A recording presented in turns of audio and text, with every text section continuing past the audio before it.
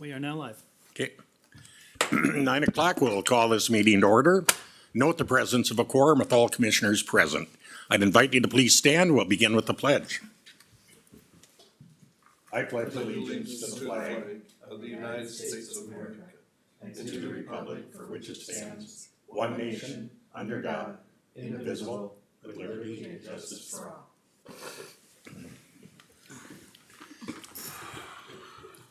Welcome to guest staff visitors present with us here this morning. First item would be approval of the agenda. One kind of a minor change. Under item 6, Jim Bright's reports, we'll add the facilities committee. So add a 6.F, and that'll be a facilities committee update. We did that just because Jim is here. There's some things that he should explain. Yes. Mark, anything else? No other changes, Mr. Chair. Entertain a motion to move as amended. I'd move it as amended. Motion on the floor by Commissioner LaVisca, support. Support. Supported Commissioner Sample. Discussion. All in favor say aye. Aye. Opposed, same sign. Motion's carried. Agenda is hereby approved. Comments or requests from visitors? Is there any citizens' public comment this morning? Last call for citizens' public comment. Hearing none, we'll proceed to consent agenda. I would entertain a motion. I'll make that motion, Chair. Motion on the floor for consent by Commissioner Carney, support. Support. Commissioner Sample supports. Discussion. All in favor say aye. Aye. Opposed, same sign. Motion's carried. Consent agenda is hereby approved. On to Land Commissioner. DJ, welcome, DJ. Yeah, good morning. Morning, DJ.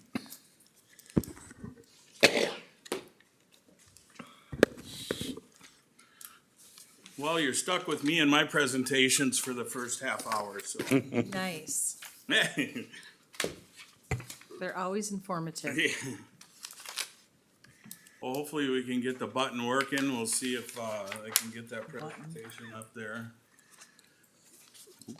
There you go. So this is the 2024, apportionment report. This is our annual report.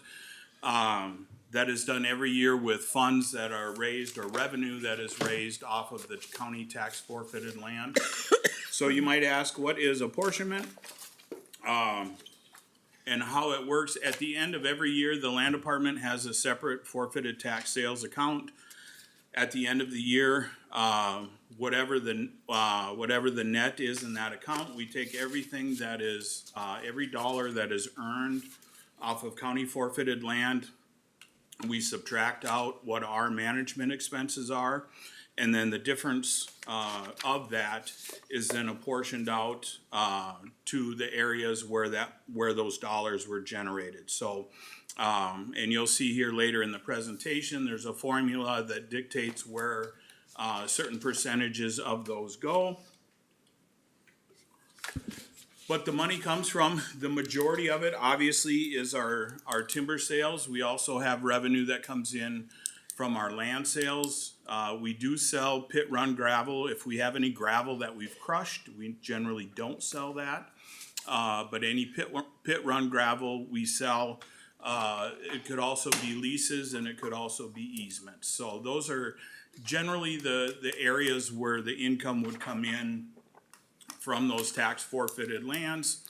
And then 2024, the sources of those incomes, you can see that the vast majority, like I said, 89% came in from timber.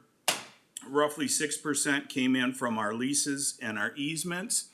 And then we did have 5% that came in for our land sales. And I know everyone is aware of the new tax forfeiture law, and I will be covering our land sale here in a little bit, but we actually did have a traditional land sale in 2025, so we did have some revenue. Those were parcels that people had requested. We put up for sale. We went ahead and put them up for sale because they didn't fit into our management. So we did have some income that came in from those land sales. I am planning to have another traditional land sale here in 2025 again, so we will have some of that income that will come in that will be reflected in the apportionment. So some of these percentages, and these are actually set by the county board. There was a consent agenda on the board meeting on the last board meeting. But 30% of what is made or of that apportionment goes back into reforestation. This goes into our tree planting, our site prep, things like that.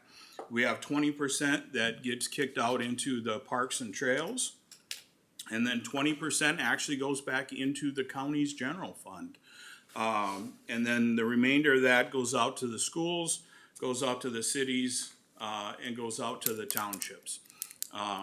In Aitkin County, of course, that isn't a whole lot, but in some other counties, like St. Louis County that has a 900,000 acre land base, their apportionment is in the millions, and those school districts there certainly count on that income. So a little less here. So some of the highlights, the revenue, we actually had just over $1 million that we had in our FTS account. This is roughly $500,000 less than what we typically have. If you'll remember, not this past Christmas, but the Christmas before, we had 3 inches of rain over Christmas. We had a really, really poor logging season. And when we have a poor logging season and you're counting on 89% of the revenue from logging to go into this account, it really, really hurts our FTS account. So follow that up by a very wet spring and a very wet summer.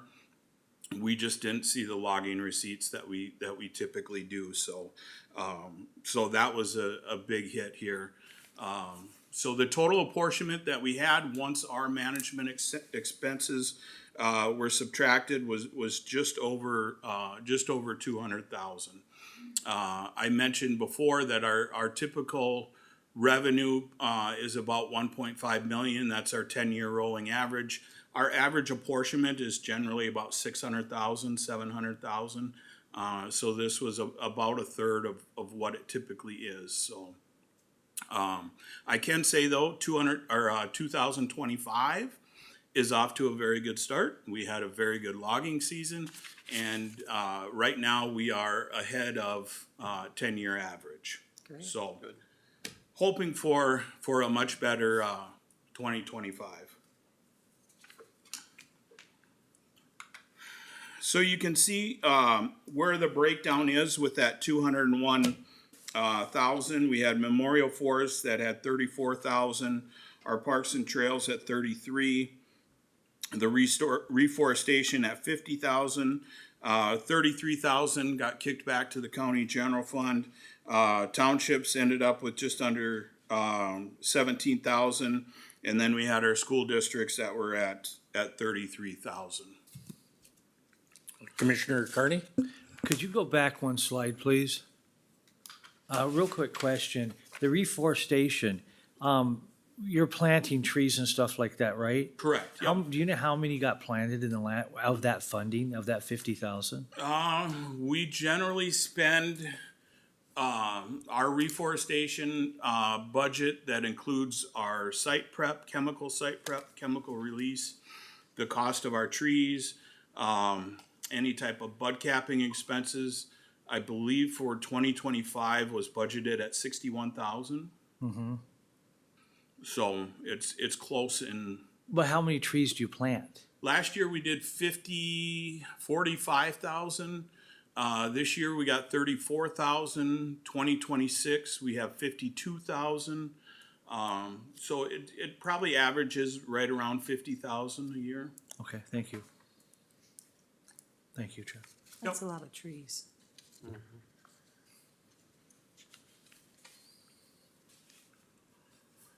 So for 2024, like I said, just to kind of highlight the section that goes to the different school districts, we had 33,000 that went. McGregor has the largest school district as far as its footprint in Aitkin County, so it generally gets the most money. Like I said, the money goes to where it was generated. So that was money that was generated in the McGregor School District. And then Aitkin, Hill City is normally second, but this year Aitkin is second, with Hill City third, and then Hinckley, Isle, Willow River, and then $33.53 going to Floodwood. But it's interesting, there's actually 10 different school districts that have boundaries within Aitkin County. So we could actually have an apportionment that went out to 10 different school districts for money that we raised off of county tax forfeited land, so. And I think that was basically all I had on the apportionment. If anybody has any questions, I'd certainly be more than happy to answer. Commissioners, any comments, questions? Yeah, I've got a question. When you said you guys plan approximately 50,000, how many of them survive? We actually have pretty good survival rates. I think we do survival checks at 3 years, and we're well over 75% on our survival. So I would say in a lot of different sites, probably closer to 90%. We get a containerized, it's actually a plug seedling that we get from a company called PRT. And they have really good seedlings, and they do a fantastic job with their trees, so. If I might, Chair. Commissioner Carney, The reason I asked you about the, how many trees you planted, how many trees are we using? Are we using? Right. In our industry, are we planting enough trees to Oh, accommodate the use yes. of our resources? Yeah, there was an old statistic, I'd have to look it up, and it's probably a 10-year-old statistic, but for every one tree that was harvested, 28 die of natural causes. So we are reforesting multiple times more acres than we're harvesting every year. So, and we are of our annual cut, we put up for sale less than what our annual harvest rate is. And then, of course, everything that we put up for sale, I believe in 2024, we put up probably 50 to 55,000 cords of wood, and only 45,000 actually sold. So we do have wood that we have actually put up for auction that doesn't get sold and then doesn't get harvested, so. Okay, thank you. Yep. But yes, it is certainly, most definitely sustainable, and we either, artificially regenerate or naturally regenerate, many more acres than what we're harvesting. Okay, thank you. And if I may, I have one more question. It's gonna change the latitude, but please give me Yes, latitude yes. to do this. We talked about, you mentioned in this about forfeited land Yep, and sales of land. I have a question on the blighted land, yep, okay? We know that once the land goes forfeiture, the county can't do anything to clean it up. right, And yep. there's some properties out there right now that are coming up on that forfeiture date. What is your plan with environmental of getting these taken care of prior to them going into forfeiture? Yeah, and that's the best way to do it, is to be working with the cities, working with our environmental services to get that cleanup or to get that done prior to Right. it actually going onto forfeiture. Right, because once it goes into forfeiture, we Once it can't goes, spend any once it money goes to into clean up. forfeiture, we have been advised not to do anything with these properties. Yep, Okay, so so, we'll circle the wagon with environmental then also. yep. And we have had conversations with the city as well. But I would imagine here prior to, or actually probably in not too far away, we'll be taking a look at some of the things, some of the properties that are coming up. Unfortunately, we typically don't know which ones are coming up for forfeiture, but we can certainly be working with the auditor's office and, Because it's just money in our pocket. If we get it cleaned up before it goes to forfeiture, we could sell the land for a higher price. right, yeah. You know, You can get your costs back. Right, Yep, absolutely. yep. Okay, thank you for that. But- Yep, good point, Commissioner.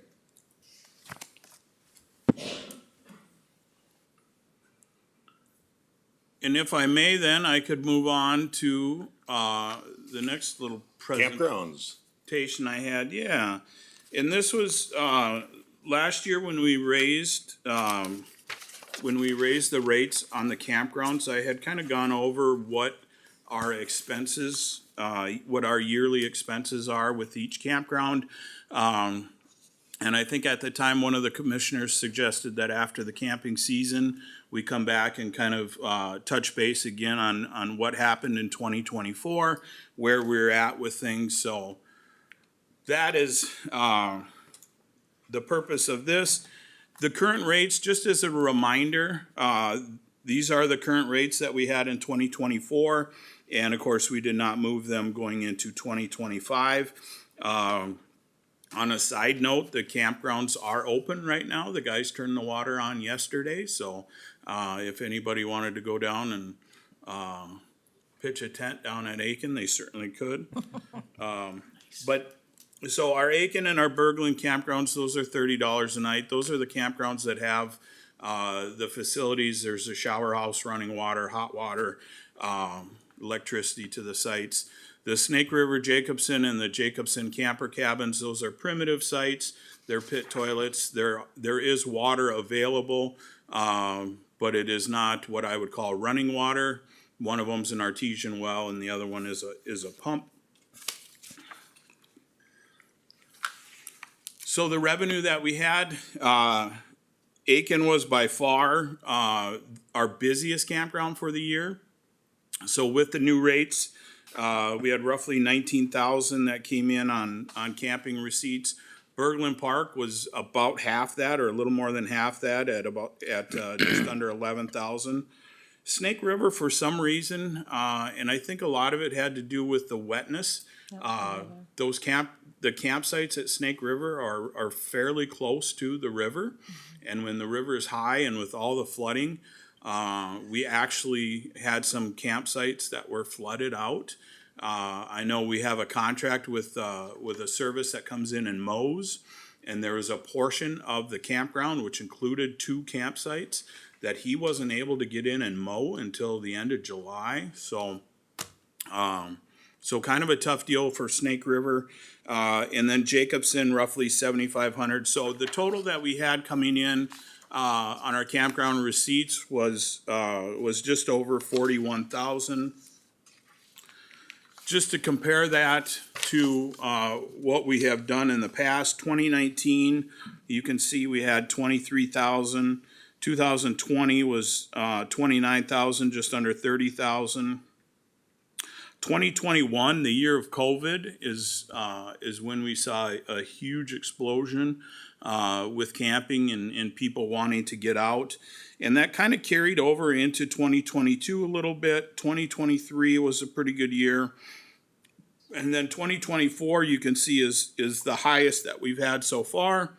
But, excuse me, we did have our rate increase into 2024. So looking at those numbers, and I got another slide here that kind of explains a little bit of what happened, but so that's a breakdown of our expenses. We do have garbage pickup. We have dumpsters at every campground. We also have septic system. We have pumping. So we have companies that will come in and they will pump the pit toilets that we have. The utilities, certainly electricity, that type of stuff, our mowing.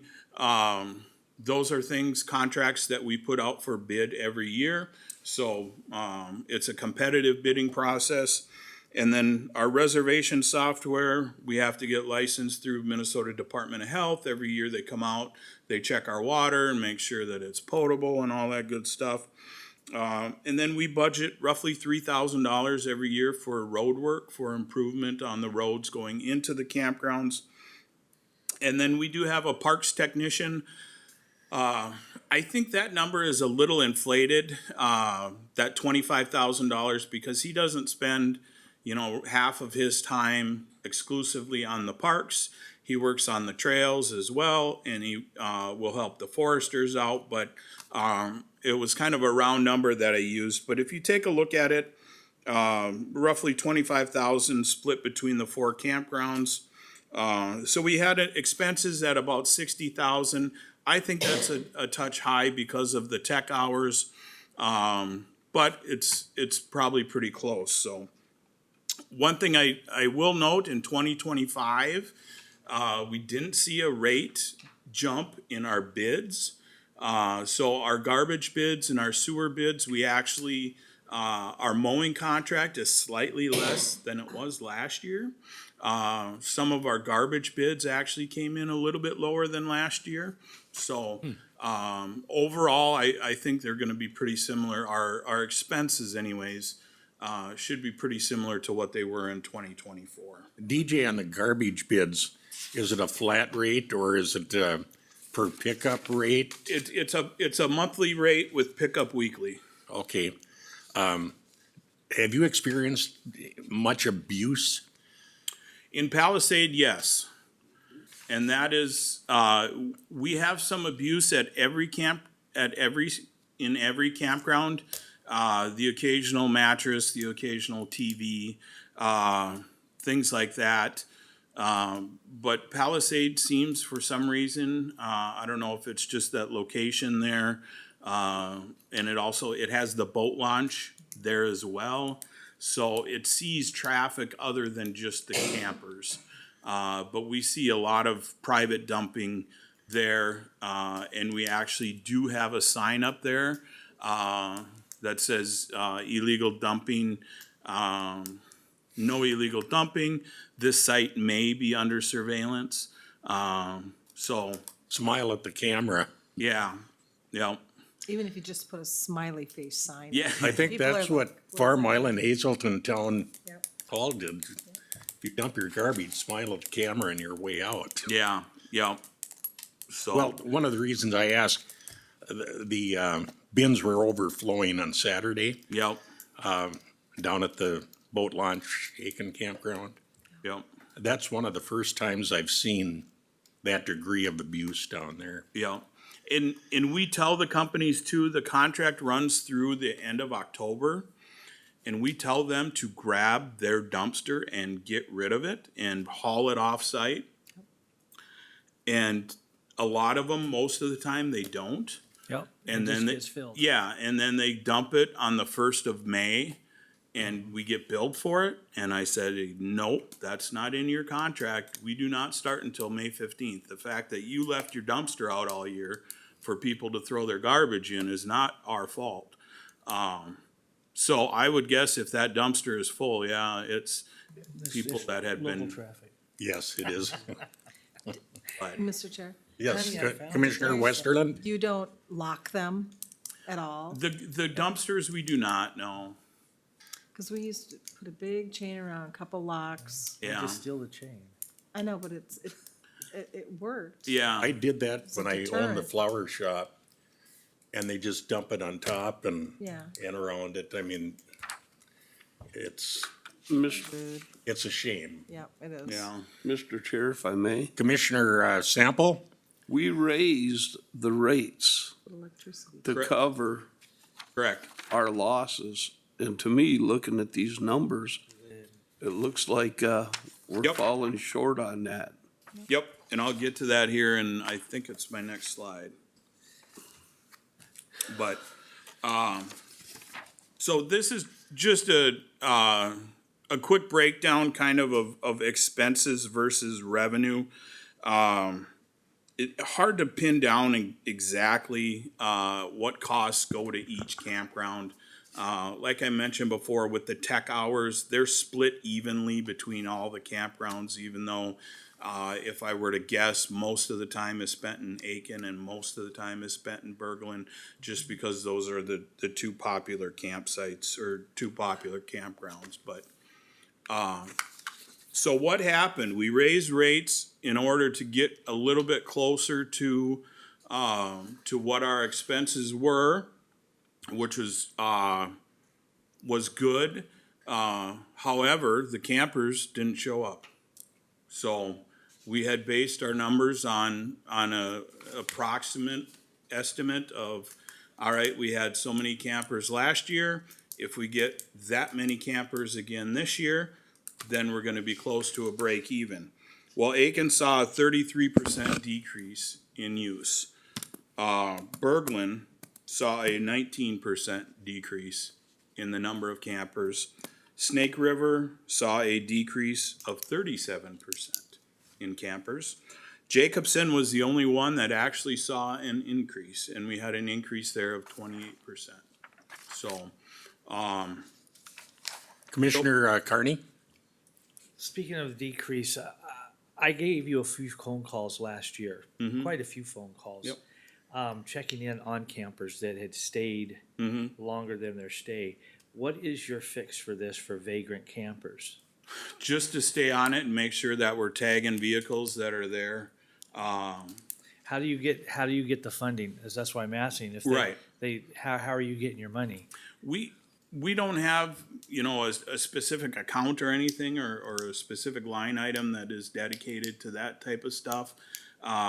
Typically, what we will do is our parks technician, if he sees a vehicle or a camper that has been in there, that he knows has been overstaying, that has been there more than 14 hours or more than 14 days, we will get a tag, and put it on the windshield. That tag can get put up there by anybody. It could be a forester that's driving by that stops in, puts it on his windshield saying, hey, you've been here longer than you need to be. You have X amount of days to vacate. Yeah, but my question is, how do you get the money for them not paying? For them not paying, that is a good question. And that would be a matter of whether the county attorney wants to do any type of prosecution with that. We have tried billing people, for that, and we certainly know there are people that stay, Sure. that do not pay. Some people might put $18.42 in rather than 20. But without having a host or without somebody being there full-time, it's difficult to track that down, and, you know, maybe if it becomes a serious problem, we might look and see what can be done, but as a general rule, it generally hasn't been that big of a problem, but we have, like I said, we certainly have booted people out of the campgrounds before. We have sent collection notices. Okay. Thank you. Yep. I have a question. Commissioner Westerland? So DJ, do you collect, or do they have to have a credit card in order to pay? If they are making a reservation, they can make a reservation up to 7 days in advance, Okay, and they have to put that on a credit card. okay, so, It's the people that are the first come, first serve. yep, So if you show up and there's a site available and it isn't reserved, you can go ahead and put your money in the pay tube. We clean the pay tubes out weekly, sometimes on busy times. We'll do it every other day or every third day. We'll clean out pay tubes and we'll try to match those receipts up with where the campers were, but with over 1,000 campers throughout the year, yep, that's a lot. it doesn't always happen. So, do you know how much time you give these people to leave?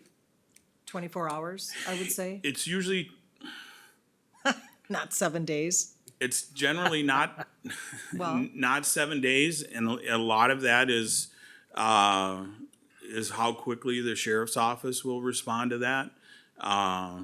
Because we generally don't go confronting people, saying, hey, you gotta leave. Yep. That usually falls on the sheriff's department. So yeah, sometimes, that communication isn't always the best either, so. But, thanks.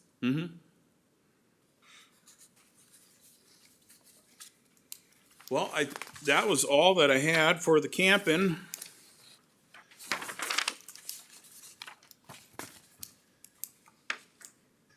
If we could just step back to the expenses versus revenues. Yeah, Aitkin was about a break even. yep. Is it worth considering making some rate adjustments on the other ones?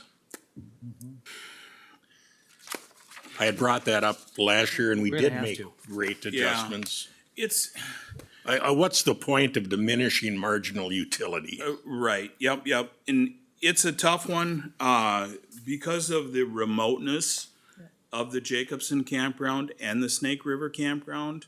We primitive. pay 4 times as much to get it mowed. We pay 2 times as much to get, the septic pumped, and we pay 4 times as much for the garbage.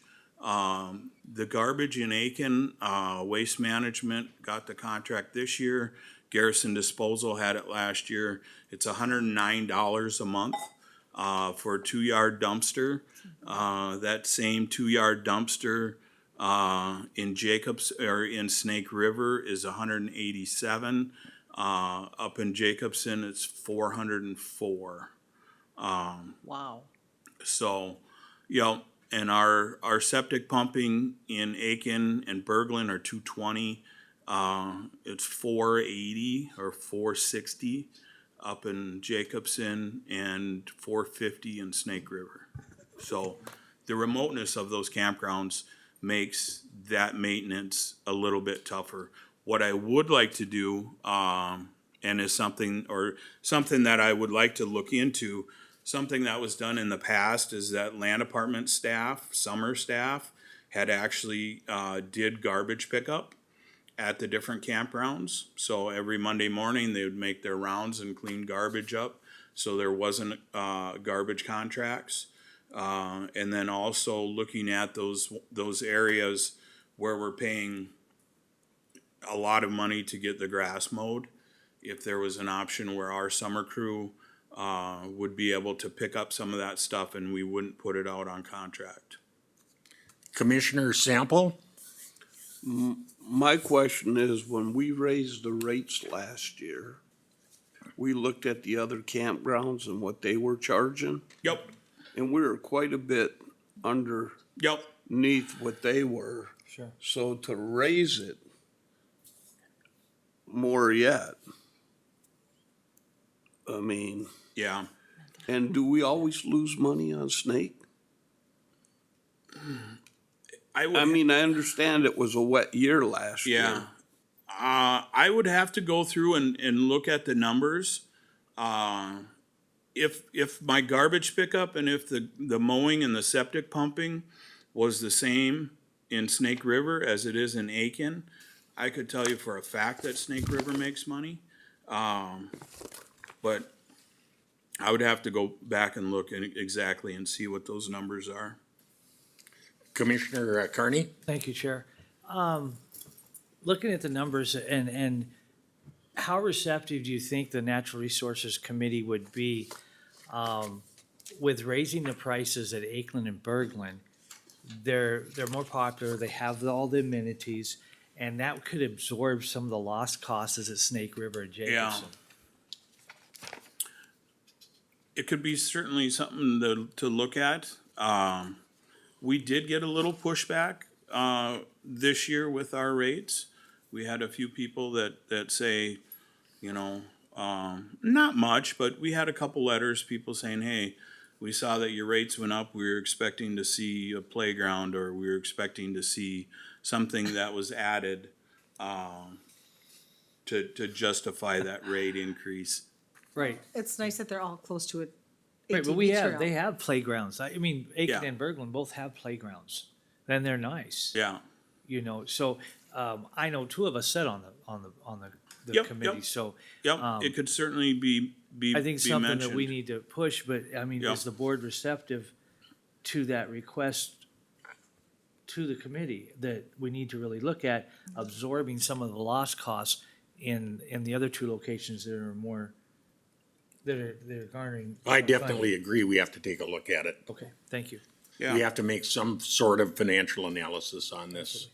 Especially if we're losing Yeah, but we can't. keep on a going. couple of them, then how do we keep that going with yep, the way the Just- state and the federal budget's gonna be? Sure. yep. And this is, the camping report is not a report that has gone to the NRAC yet. So Right. it will be in May. But yeah, that'll be a good discussion topic for sure. Thank you. So, Thank you, Joe. Mr. Chair, Yes, Commissioner LaVisca? and I wouldn't mind seeing what we could look at for cost savings if you did have that idea of picking up our garbage, or even, the county mowing, or, anything that could potentially reduce overall cost. Yep. Could we use sentence to serve on that? That's the thought. If we have sentence to serve. Right, if we have a. No, I mean, I get if we have it, but, when we start talking about paying, Absolutely. we're paying, why can't we use sentence to serve? Yeah. Yeah, we had roughly, in 2024, our mowing, we spent over $11,000 $11,000 on off mowing. that budget would bring you way closer to Yeah. the revenue Yeah, market. So I think that's a good point, Commissioner. good question for the Sheriff Gaida. And to put it in economic perspective, Yep. it's a Yeah. minuscule part of our entire budget. What, I don't know how you determine this. What is the economic residue?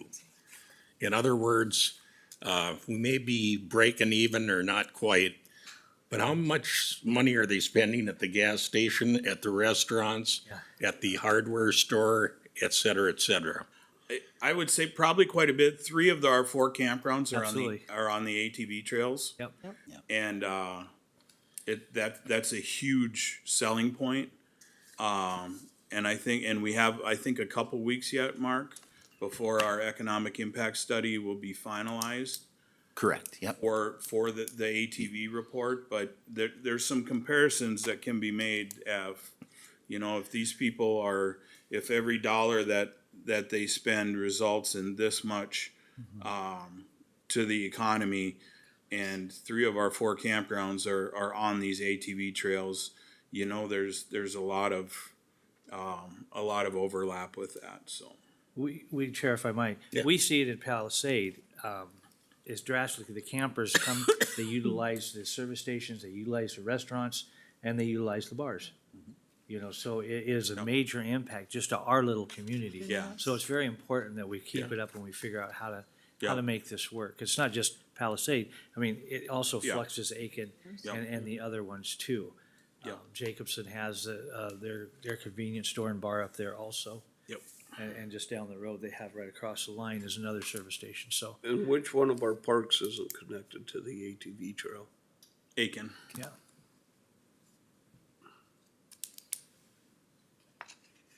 Thank you, Jeff. They probably find a way.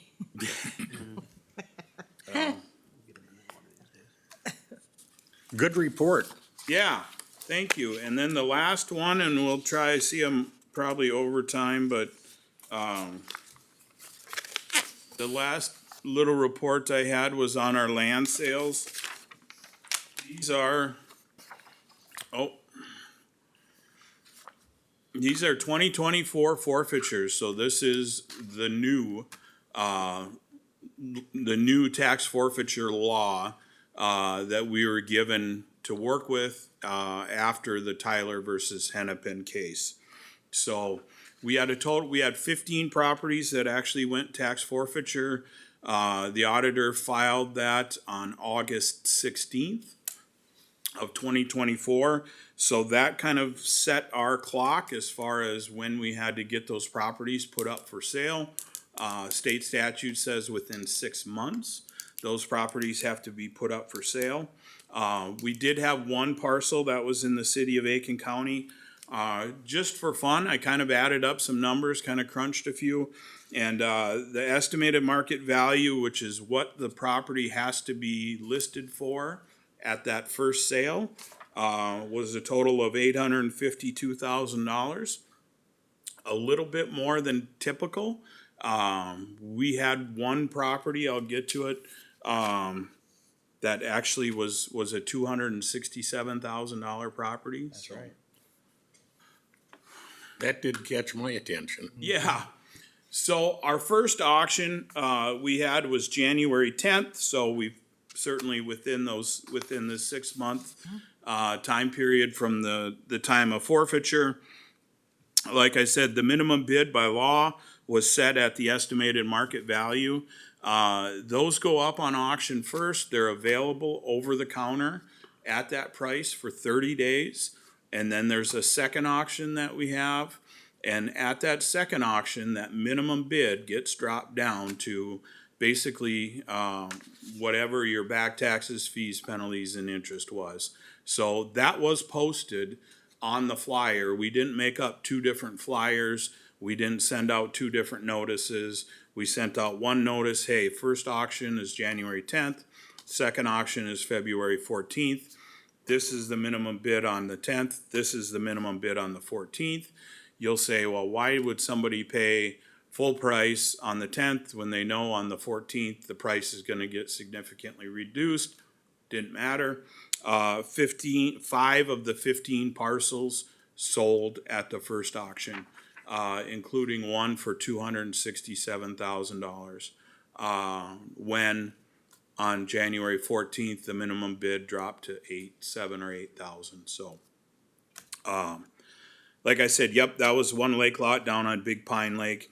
The properties were available, like I said, over the counter 30 days. We did have one that sold in that 30-day period that was purchased over the counter, so that was nice. Where was that one at, DJ? That one was up by Blind Lake, Okay, Bon Air Estates. We had 2 of them up there. Lord Cunningham. One sold on auction, and then the other one sold over the counter. okay, good So- deal. So February 14th, that was our second auction. The minimum bid, like I said, was dropped to our back taxes, fees, penalties. We had 60 people that were in this room here that were bidding on those parcels. All 9 of them sold, of course. The minimum bid on the smallest parcel you could get was $340.13. It didn't actually sell for that. There was some bid up, but like I said, all of what we had ended up selling.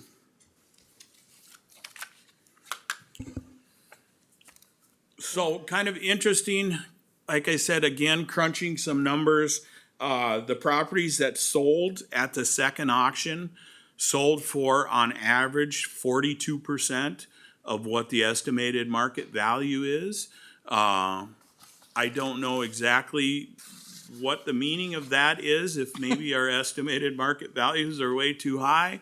I don't wanna have that I don't wanna have that discussion with Mike, but, We have boxing gloves. yeah. So, but that was just something, an interesting part of the auction that, you know, if there's someone that's gonna use the county as their realtor to sell their property, they can expect, or at least with this auction anyways, 42% of what that market value is. The back taxes, fees, penalties, roughly 27,000. The county was able to pull that out, so we were able to recoup, those costs that we had. Commissioner Carney? Yes, sorry to interrupt, but Yeah. speaking of the back tax fees and interest and penalties, did you add, and we had previous discussion about this. Yep. Did you add in the cost to notify the owners and lien holders? Yeah. Because, you know, that's gonna be an added expense Yep. past the sale date. Yep, and the state statute was pretty vague on that. There was language that says other costs assigned to the property. Nobody knew what those other costs assigned to the property meant or were. It sounds like the other land departments, at least the ones that have land commissioners, the majority of them, I think all but one of them, did not add anything, did not add any expenses, but all of them will be this next time. Okay, because my concern is you have to notify the owners. Correct, Or the yep. lien holders. Yep. And that's mailers out. Yep. And they could be mailed out 10 different locations. Yep, You know what I yep. mean? And that's- those are all expenses that we need to make sure that we're Yep, recouping. yep. And that was something this first year, not real sure on how that was all gonna work. We have a much better idea, going forward. Conversations I've had with the county attorney and conversations I've had with the Department of Revenue. We are going to be documenting, all of our time that is spent with these properties, every letter that's sent. And we are going to be adding that on to that minimum bid. So Excellent. Thank you, moving Sheriff. forward, we will be capturing all of our expenses with that. Awesome, thank you. Yep. So the available surplus that is out there, roughly $500,000 that is sitting out there that can be claimed by a previous owner or an interested party or a lien holder. They have 6 months to put a claim in for that. And I believe that's gonna end here. The claim period is up sometime around the middle of August, so. Commissioner Sample? Mr. Chair, thank you. My question is, out of that 500,000, that $500,000 we have, and August is coming, Yeah. how much of that 500,000 have already been claimed? Right now, we have one claim that has been turned in for, I believe it's about $24,000. But otherwise, I've been out of the office here the last 3 weeks, but, I'd have to check with Liz, but as of 3 weeks ago, to date, we had one, claim form that had been turned in for that money. And then after the 6-month window, After- what happens to that money After- that's not claimed? Yep, after that 6-month window, whatever surplus is left unclaimed goes into the forfeited tax sales account, is considered revenue that is raised off of county forfeited lands, and then at the end of the year will be apportioned out. How much does the state get? Right. Of that, nothing. Okay, No, the only money the state is getting is for the fire sale or the settlement sale. They're getting a percentage of that. But that's a completely different, set of forfeited lands. thank you. Yep, That's how it should be, because they're not doing the work. exactly. Don't get me started. I know, they're just making the rules. But, so, speaking of the settlement forfeiture, this is our next auction, May 30th at 1:00. 1:00. And these are our parcels that we are required to put up for sale to help fund the settlement fund. That the deal that was negotiated for properties that forfeited between 2016 and 2023. By law, we have to make a good faith effort to put those up for sale. These are going up for sale May 30th. And this is money that the county is able to recoup back taxes and fees, penalties, interest. And then we keep 25% of the proceeds. And then the 75% goes to the state to help fund the $109 million settlement. Yes. And that's May 30th. DJ, did you mention just the numbers of the interest in these auctions? There was over 60 people at the sec- last auction. Yep, the second auction, we had over So 60. this room and the overflow room, They were all lined up in the back. yeah. Awesome. Good report. That is all that I had. If anybody had any other, Commissioners, any final comments, questions? Good reports, DJ. All right, thank you. Thank you very much. yep, thank you. Continuation of numbers, our county auditor Kathleen Ryan. First quarter budget review. Welcome, Kathleen. Hi. Morning, Kathleen. Take the seat here. So this is a first quarter report review. This is the same structure that Jessica always used with her first quarter reviews or quarterly reviews regarding the budget. We are 25% through the year for first quarter. So I sent this out as part of the packet. I do have some notes to share with you because there's some outstanding numbers. Regarding, I should have outlined this better. Central Services, you can see, has revenues of 83%. And that is because we collected the township and city assessment charges in the first quarter. So those are all collected up front, which skews that percentage. Then you'll also see like motor pool has a high percentage. Part of that is the insurance payment from MCIT. And that's kind of causes some of those fluctuations in other departments also because we pay our MCIT IT premium at the first of the year for workman's comp and property and casualty. We had in court administration, large expense. We had a few attorney bills that were turned in, from outside sources.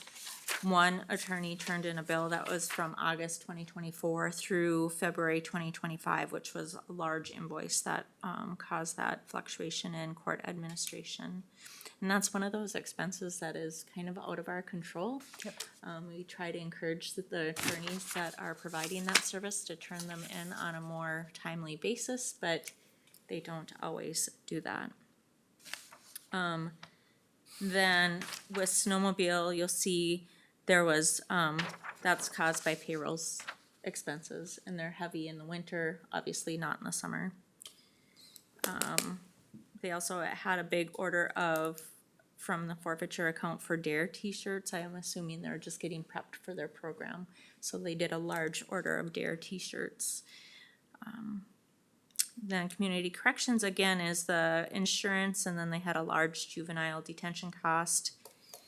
In our library and historical society, we paid out our appropriations for the first half, so that caused those expenses to be large.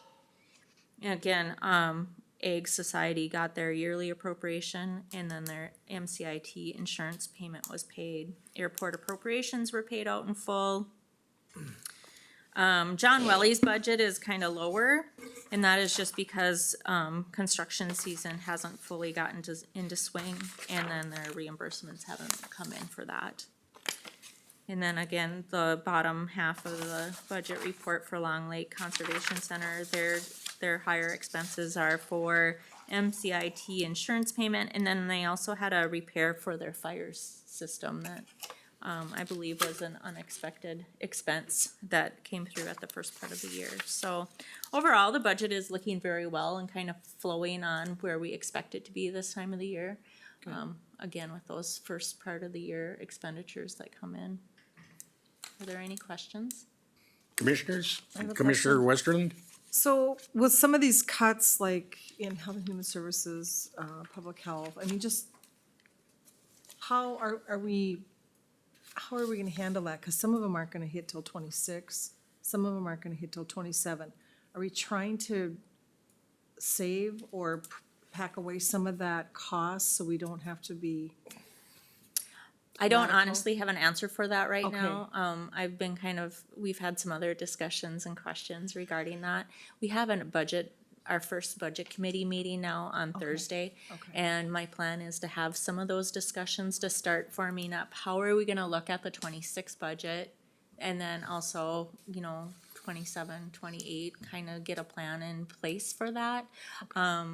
Yeah, so kind of looking at those pieces. Okay. Hopefully we'll have a In the little back of bit more our- information too Yeah. as we move forward, as the legislation settles and we get some final decisions that are made. Thank you. Other comments, questions? Good report. Thank you. Thanks, Kathleen. Thank you. On to item 6, Health and Human Services fiscal report. Carly, welcome, Carly. Good morning. And welcome, Sarah. Good morning, Mr. Chair and members of the board. Carly's here to present our Q1 report, and I'm just gonna stand here for moral support, I guess, and questions. Wait, do I need to click? Okay. So I'm here today, good morning, to present where HHS is at the end of Q1 of 2025. So revenues by department. Our public health department revenues is coming in at 11%, financial services and child support at 18%, and social services at 12%.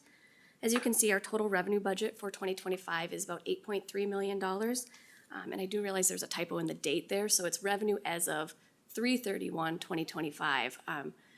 We are currently at 14%, which is not out of the norm for where we're at in Q1 of the year. Most of our revenues come in at Q2 and Q4. Then we have 4 categories of revenues that I present on. So we have fees coming in at 23%. So that includes services that we've billed to insurance companies. So vaccines, home visits, items like that. Our grants are coming in at 24%, looking right on track for where we're at in the year. And then our other revenues, which includes the Medical Assistance Estate Recovery Program, is coming in at 30%. See, our final category is levy, and we have not seen any of those dollars come in. Moving on to expenditures by department. So again, our total expense budget for 2025 is $8.3 million.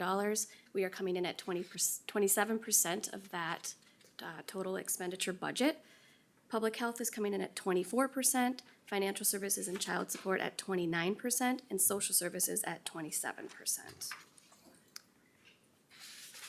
And then breaking that down into expenditures by category, we have salary and benefits coming in at 23% of the expected line item budget. Communication services, 26%. Dues and registration is at 78%. I will make a note to that. Due to the smaller amount for that category, the rest of HHS, except for public health, is on track. We do have some grants that came through that we did not know about at the end of '24. So there was a $2,000 charge to that line item that is fully covered by a grant that will be reimbursed upon quarterly invoices. Utilities coming in at 27%, professional development 28%, hotels, meals, mileage, and gas is coming in at 10%. Our insurance, as Kathleen noted, is paid in Q1 of each year, so that is coming in at 100% of what we expected. Contracts and service agreements, we are currently at 43%. We did increase our adult regional treatment center line item for 2025, and that is at 22% of the budget, so we're right on track with that one if everything remains status quo. Our out-of-home placement budget is, or our out-of-home placement expenditures are currently at 41% of what we expected. Materials and supplies is coming in at 15%. We've been really conscientious about purchasing items and inventory. We've been ordering smaller amounts just to prepare for the remodel process, so we don't have a bunch of inventory on hand. Our capital expenditures, we have not spent anything in that line. And then other expenditures that include county burials and adult mental health initiative expenses is coming in at 27%. And I included this graph because it's a really good representation of really we have two main categories within Health and Human Services budget. Salary and benefits makes up 59% of our current expenditures, and contracts and service agreements at 35% of our total expenditures.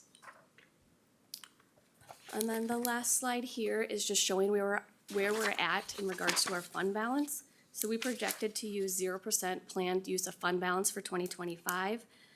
Taking out the restricted match for the state bonding and the Health and Human Services building remodel, our cash balance as of 3/31/25 is $3.4 million.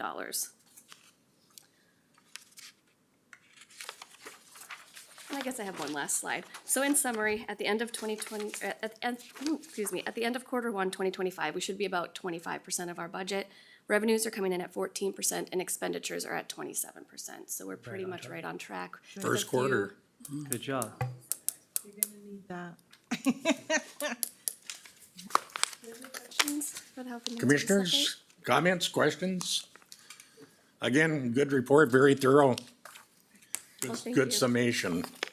And even the state recognizes your, Yes, congratulations, by the way. Thank you. appreciate you and your staff, Yes, thank you. and Sarah, of course. Thank you. Have a good day. Thank you. Thank you. On to maintenance, Jim Bright. Welcome, Jim. Good morning.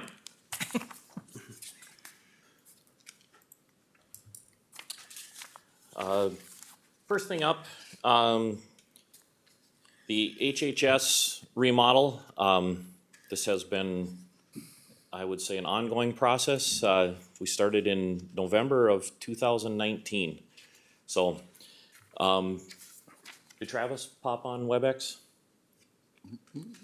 He was gonna be popping on. I do see them, yes. So, yeah, Travis from Contegrity Group was gonna pop on just in case there was any questions about the process, going out for bids, things like that. Well, Mark's working on that. So we've been going through drawings. We have a a set blueprint, that we feel very confident in. It has been looked over multiple times, and we are, I'm in front of you asking if we could go out for bids. After we get the bids, we receive them, Integrity Group reviews them. The bids will be brought back to the board for final approval to give the go to actually start the project. So, I'm just here today to ask for the approval. If the approval is given, we will run ads in the Aitkin paper on April 30th, May 7th, and May 14th. There will be a pre-bid meeting, April 14th. We will hold that in the boardroom, and then a tour of HHS will follow with those contractors, and then we'll have a bid opening on May 22nd in the boardroom. So, and then we will review all of the bids at that point, and as soon as that the review process is done, it'll be brought back to the board, to see the bids, and then to see if we wanna move forward with the project at that time. So, I guess did Travis pop up? He is online. Travis, if you want to unmute, if you need to say anything. He was saying the boardroom was muted when he texted me just a minute ago. Commissioner Carney? Yes, You just stated it's gonna be the Aitkin paper 3 times? yes. Okay, can we get it in the other paper also?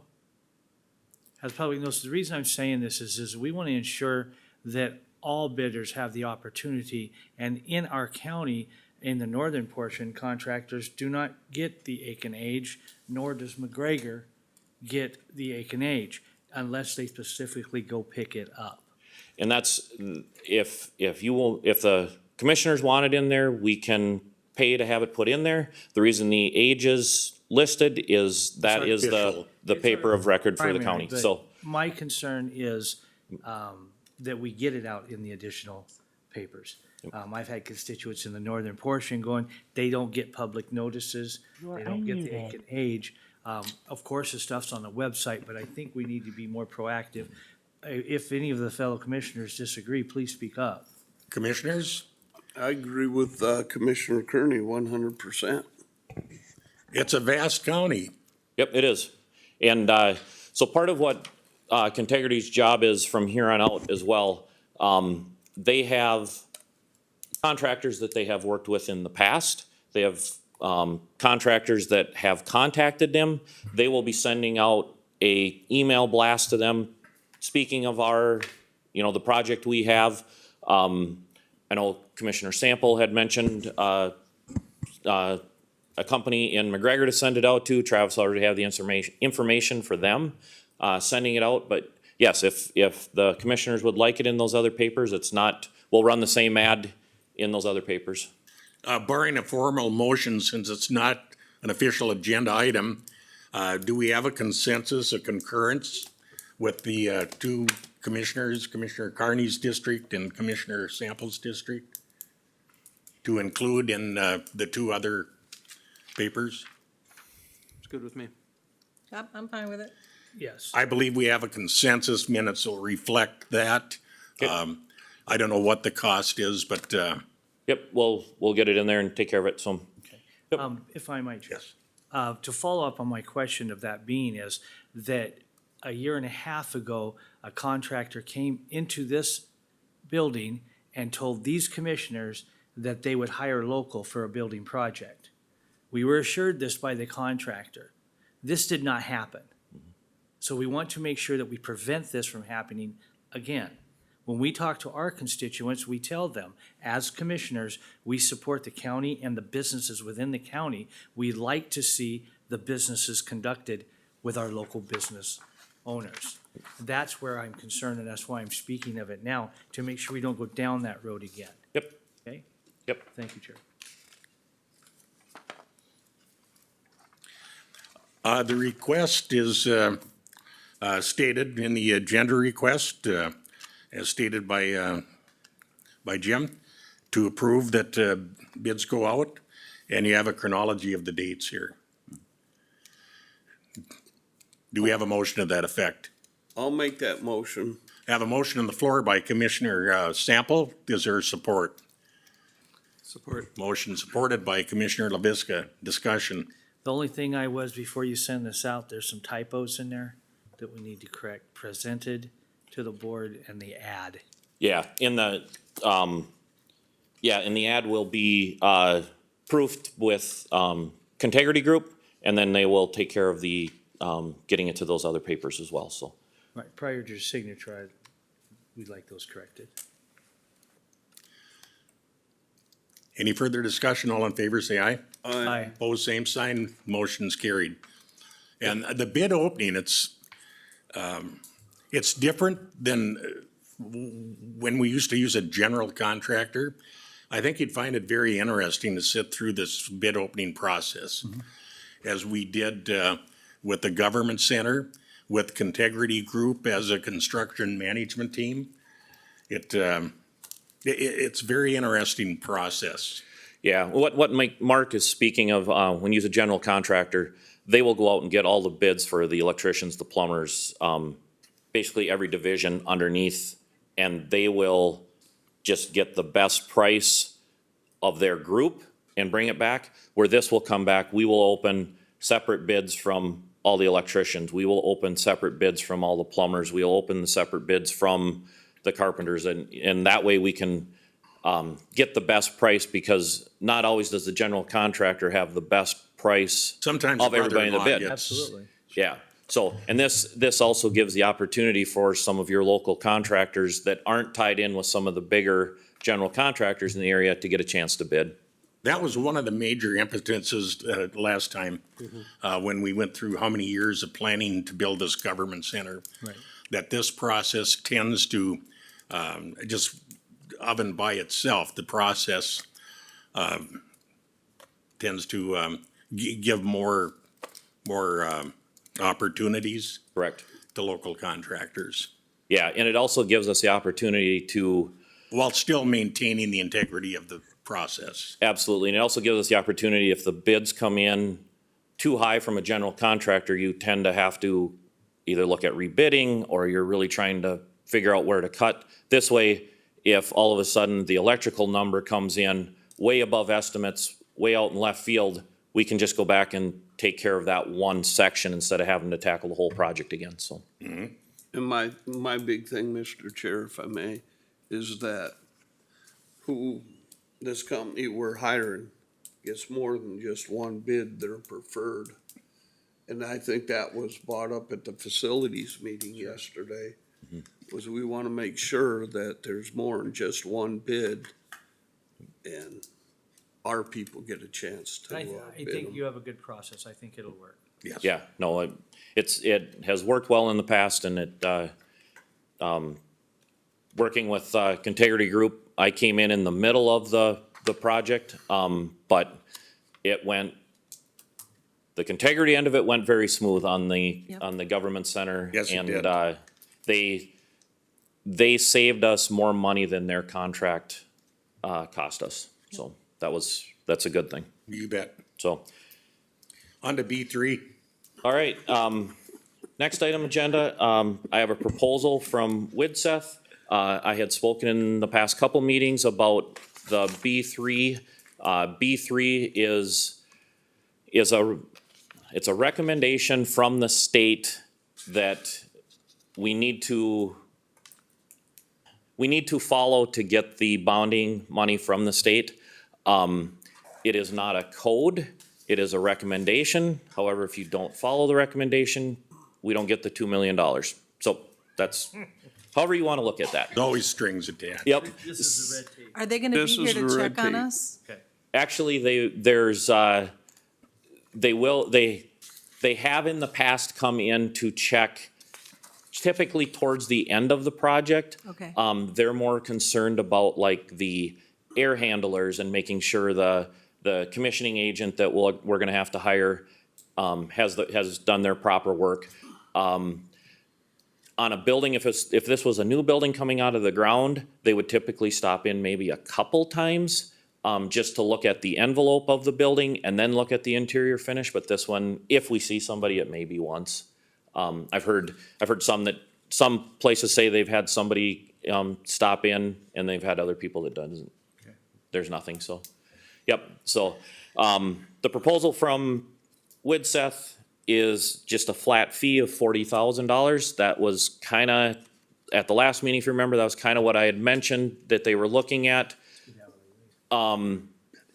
It is, I was happy to see it come in at that, just because of the work I know they're gonna have to do. It is a lot of paperwork. They have to track, basically they have to track every finish material that we put into this building. They have to send documentation to the state. Kara from Widseth and myself are signed up on what's called a B3 tracker, app, and we have to follow what's going on. That's how they send us information that they are requesting.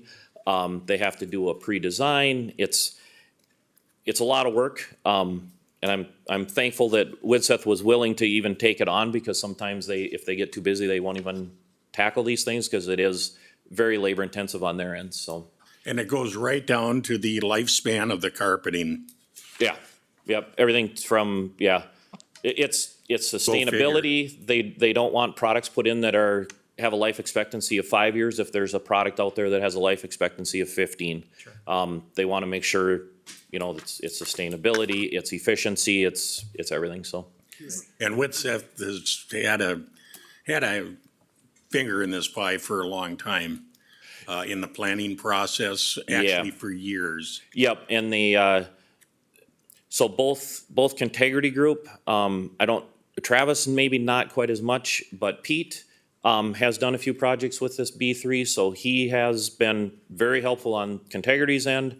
A couple of the architects that, work for Widseth have been through a couple B3 projects, so they really have a pretty good handle on now what they're looking for. And with the changes in the energy code, some of that has really helped, because the energy code is kinda caught up to what this B3 standard is.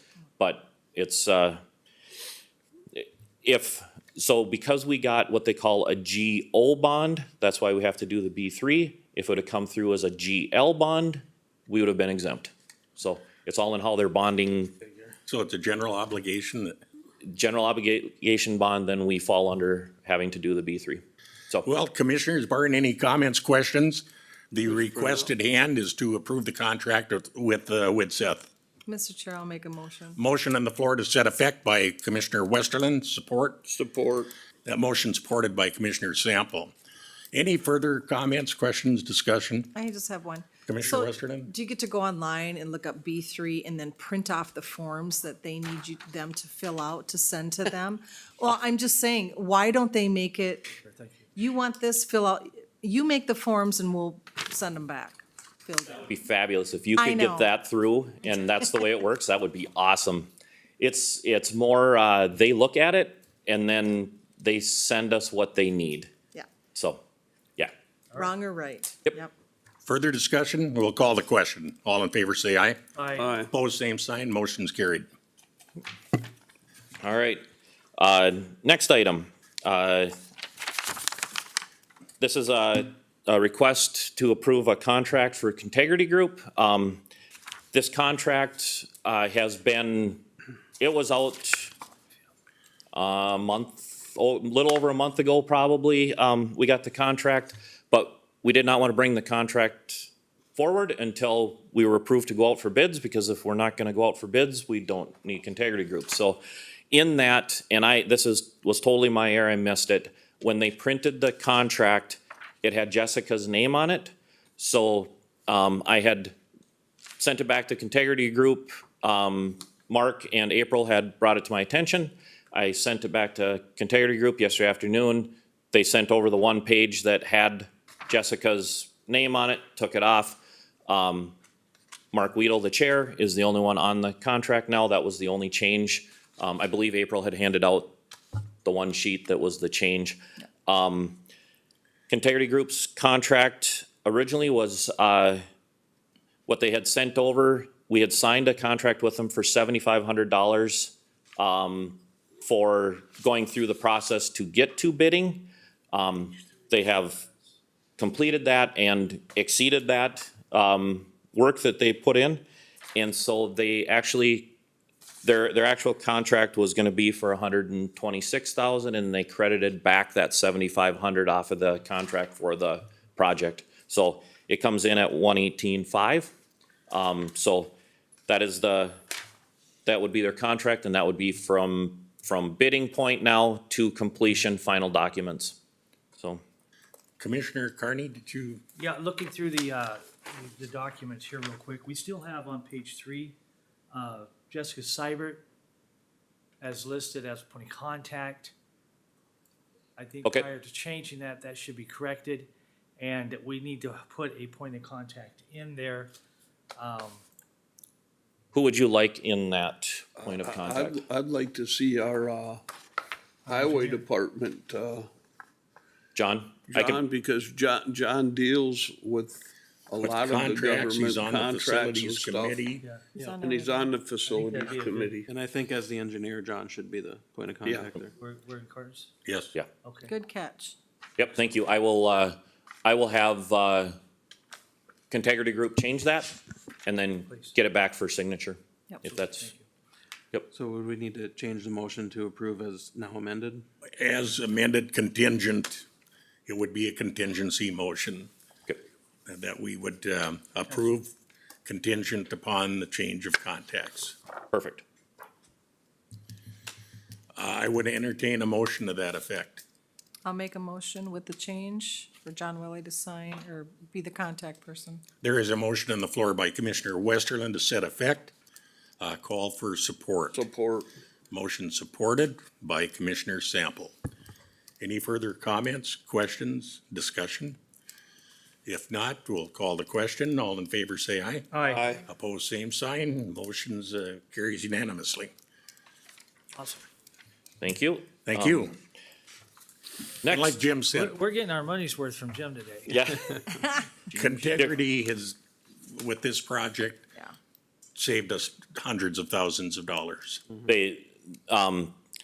they will pay for their money that you just approved on that contract by the end of this project. I will almost guarantee it. Yes. They do a very good job, very good to work with, so Almost. almost. You won't guarantee? I will guarantee it. I'm just saying. Yep. All right, next item, the roofing. So at the last meeting, I'd come forward with, getting approval to go out for drawings. Those drawings are complete. We are ready to go out for bids on that. We will run an ad in the Aitkin paper for April 30th, May 7th. Pre-bid meeting will be May 8th.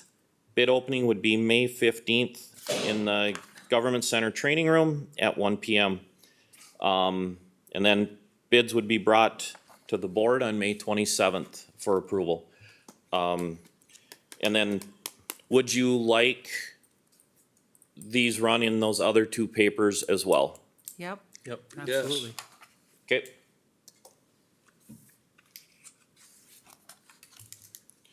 All right.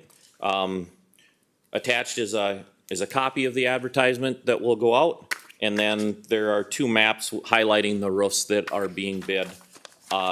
We are bidding these, the jail and the judicial center are gonna be the initial bid. Alternate one is gonna be the two small roofs on HHS. And then alternate two will be the land department.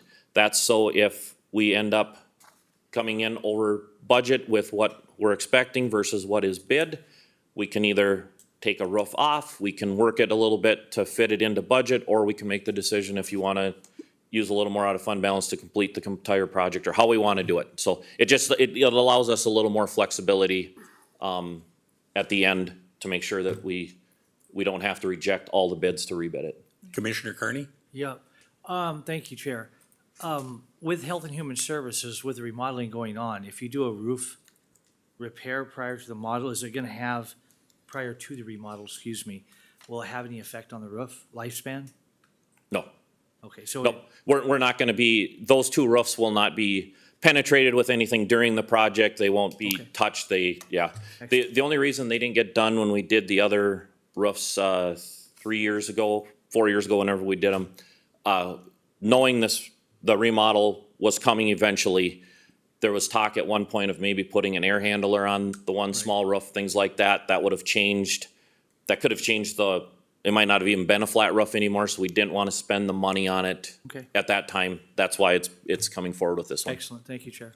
Jim, what is the engineer estimate on this project?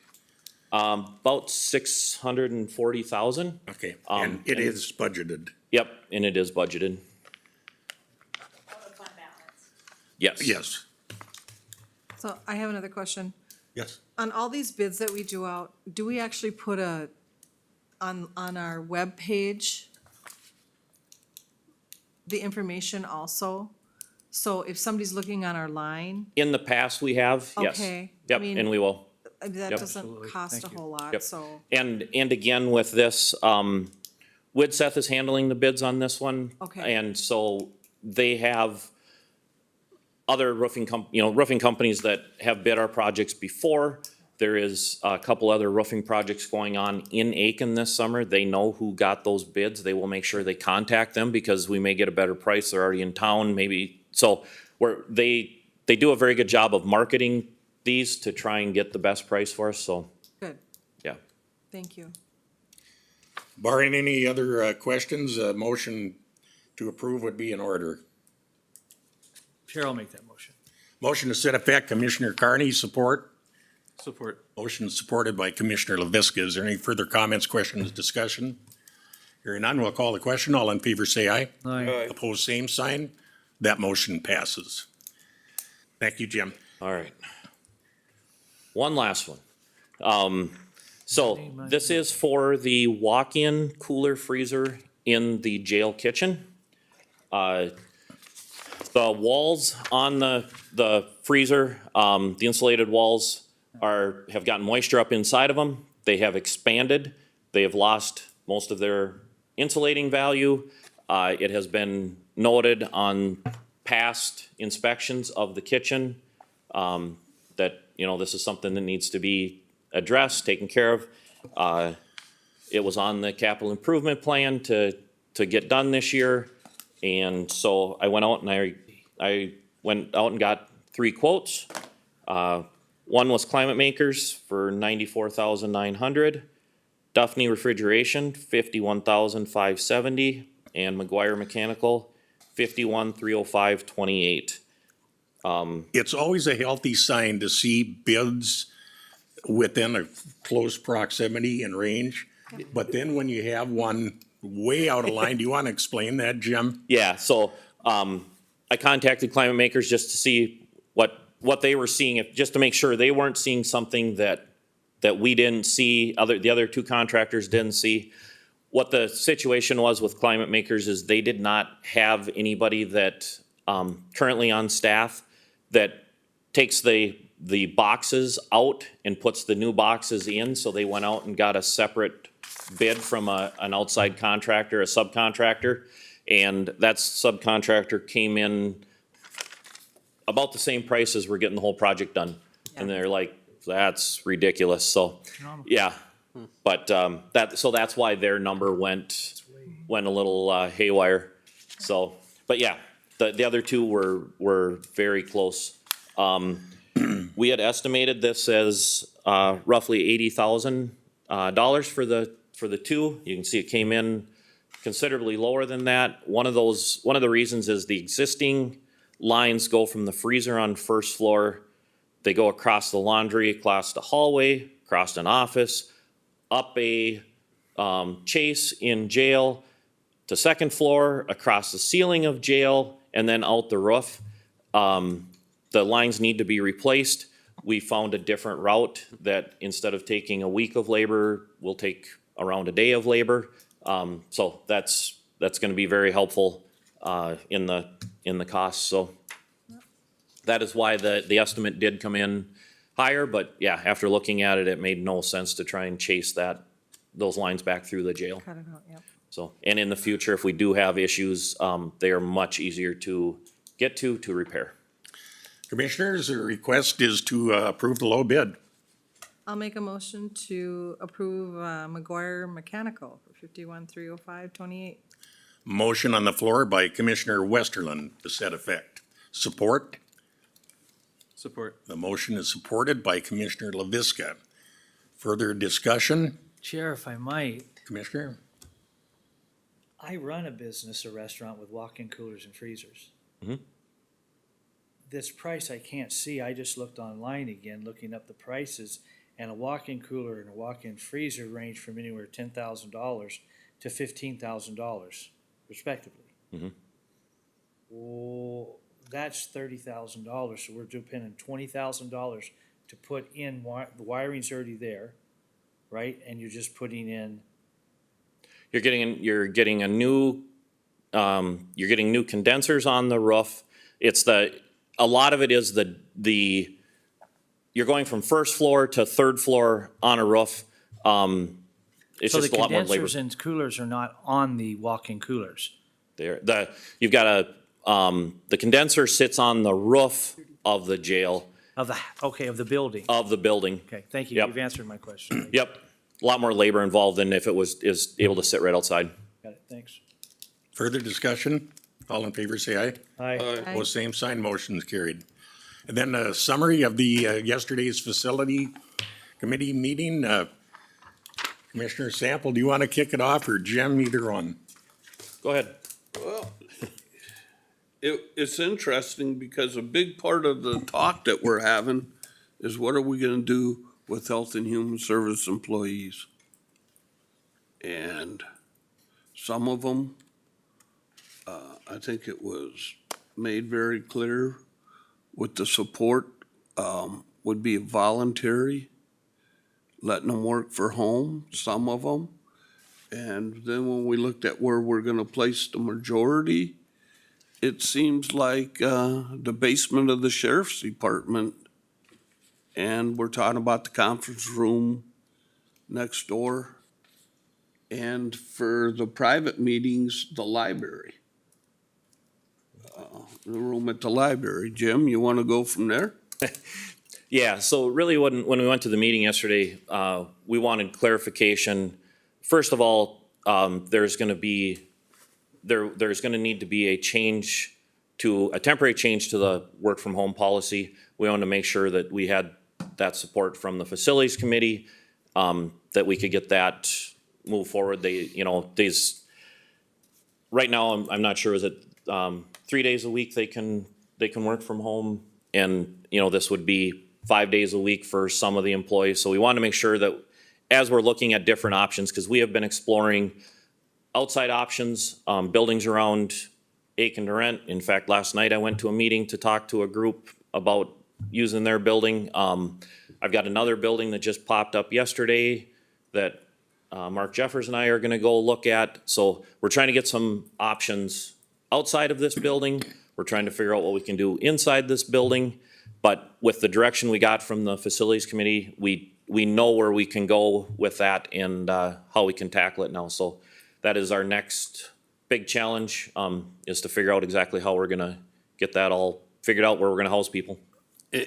Okay, you just said you got the direction from the committee, right? Yeah. What is the direction?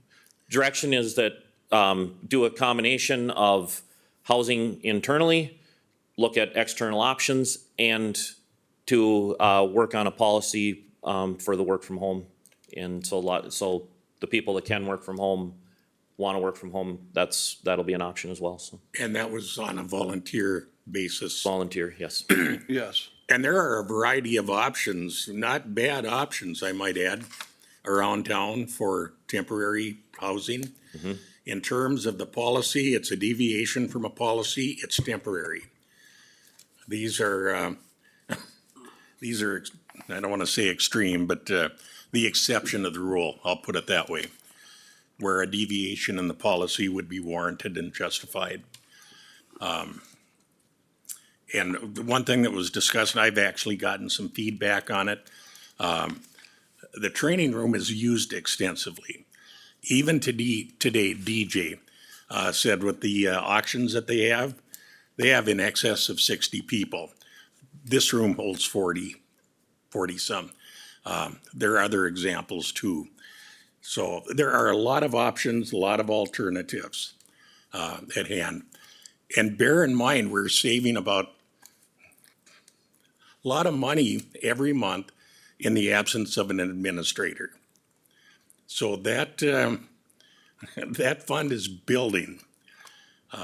It's budgeted money that's not being utilized that could be converted into, and I know that this has been budgeted as well in this whole HHS remodeling process, that we're gonna have to expend some money to rent out outside sources. Chair, if I might, Yes. a couple questions.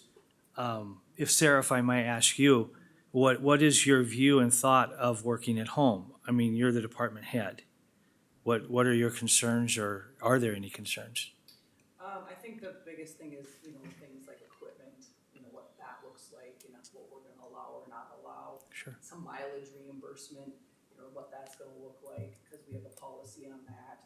I'm not too concerned with people working from home during this time. People are doing it now. There's, tools in place to monitor work performance and those sorts of things, so I'm not concerned about that.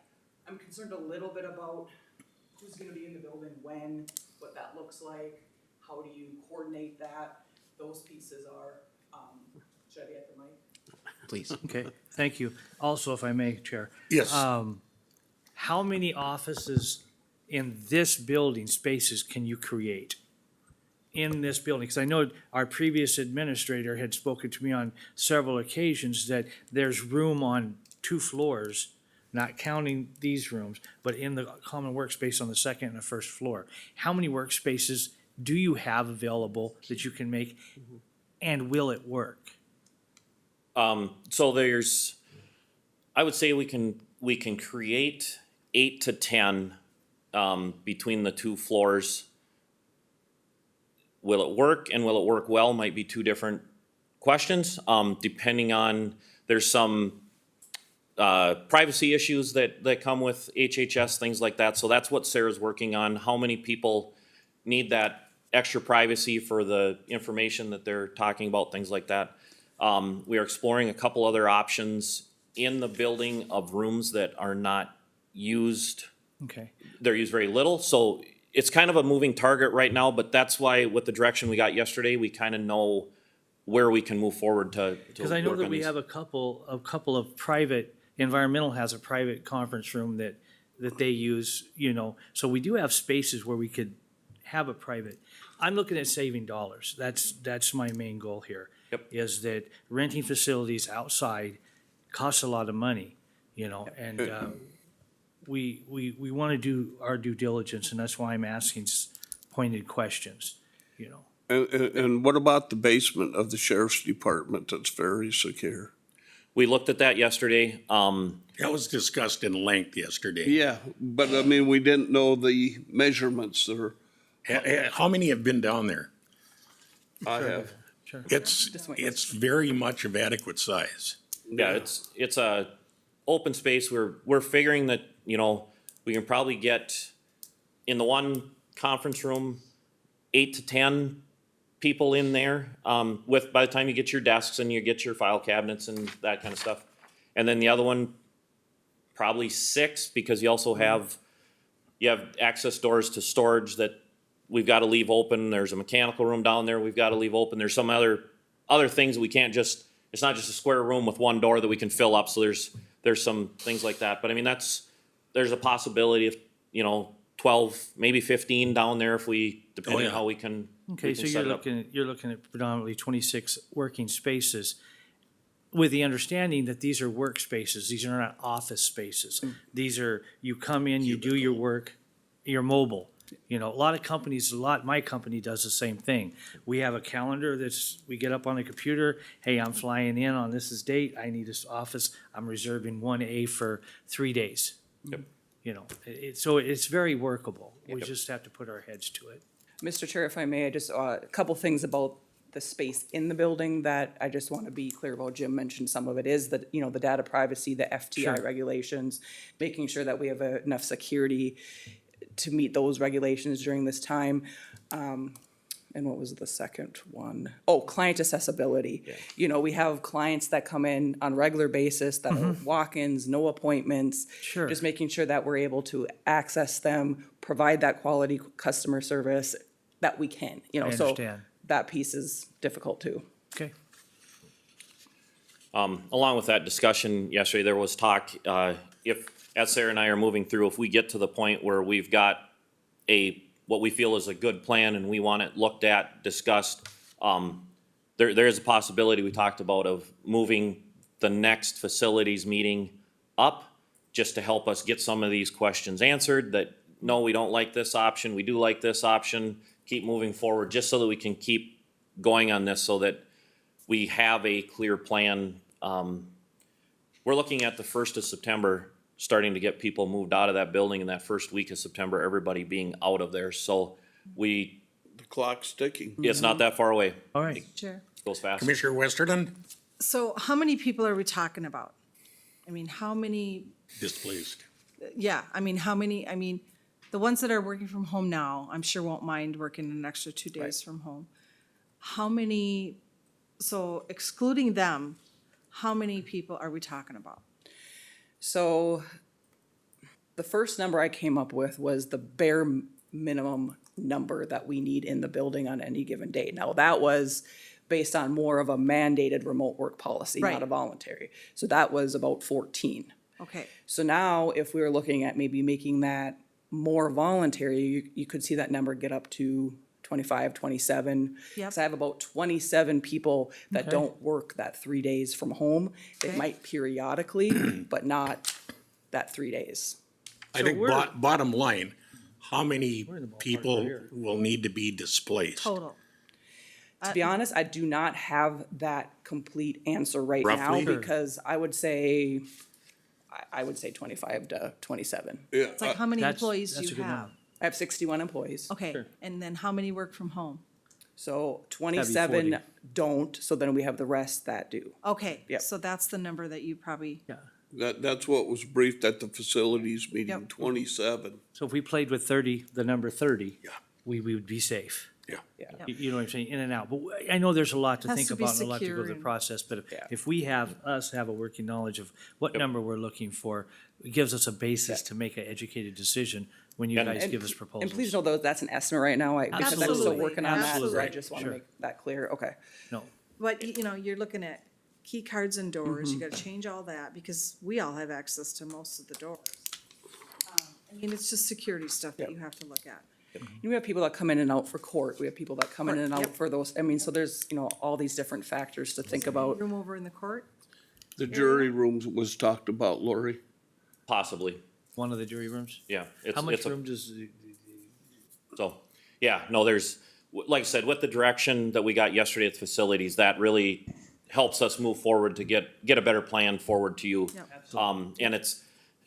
And it's hard because, it's 30 people we're looking to house, but it might be 6, 8, or 10 Right. that can't be set on first or second floor. So where do those people go? We have to have the ones that can reach the clients. So that's really what we're working on, is breaking those numbers down that we can get to you. And then we can explain why we're placing people where we are and what we're looking at, so. Sure. And then I think, please remember that if we're giving them the option and they know what space they're going into, they might decide to want to work from home too. So that number could be lower if we're allowing that to be more of a voluntary option, if that makes sense. That needs to, yeah. Sure, absolutely. I get that. Yep.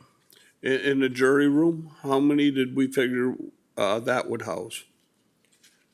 Probably get 4 to 5, depending on which one it is, but that 4 to 5 may work out very well, because that might be a group that is the FTI that we can Yep. secure. So I mean, Secure. that's why I'm saying that Big some of these, security, absolutely. we're looking at 30, but really we're looking at a group of 3, a group of 5, a group of 6. I mean, that's how they kind of break down, is how we've got to find homes for them, so. But then again, do you want people going through the scanner to get to the jury room that are the public and they Right. want to And see people? that's another So- part of it, and so is it people that, do they It's get no longer clients? welcoming. Yeah, do they get clients once a week, once a month? Right. 7 times a week, how, kind of what is that flow as well? So we're trying to keep there's gonna be disruption in this building and the judicial center. We understand that, but we're trying to keep that to a minimum for everybody else as well. It's not just think about HHS, it's all the other people that work, and like Mark brought up with the training room. Yep. That is booked a lot. Could we do without it? I'm sure there's a way we can figure it out. Is it gonna be, it's gonna change a lot of meetings, the way that gets used, that, you know, but we'll work through it.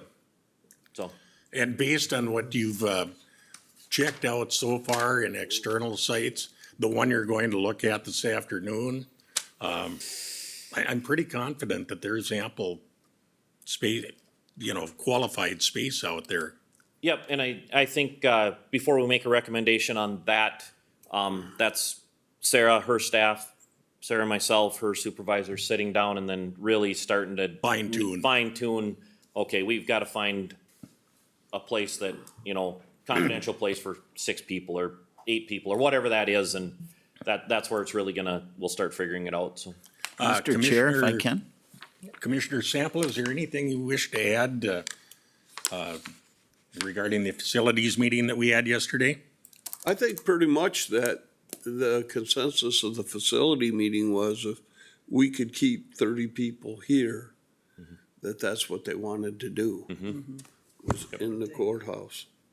Jim, any final touches you want to add to the meeting yesterday? I just wanna say that, I thought it was a very good meeting, I thought it was a long meeting, we discussed a lot, but we've got a lot of good direction. And I think it did exactly what we needed to do, so. Yeah, I agree. Mark? Yeah, Mr. Chair, thank you. I just want to compliment Jim and Sarah if I can. It's a complicated issue. They're doing due diligence, looking at buildings outside, looking at different scenarios inside. So I just really want to compliment you guys on doing that due diligence and the work you're putting in. They'll get the right solution for everyone.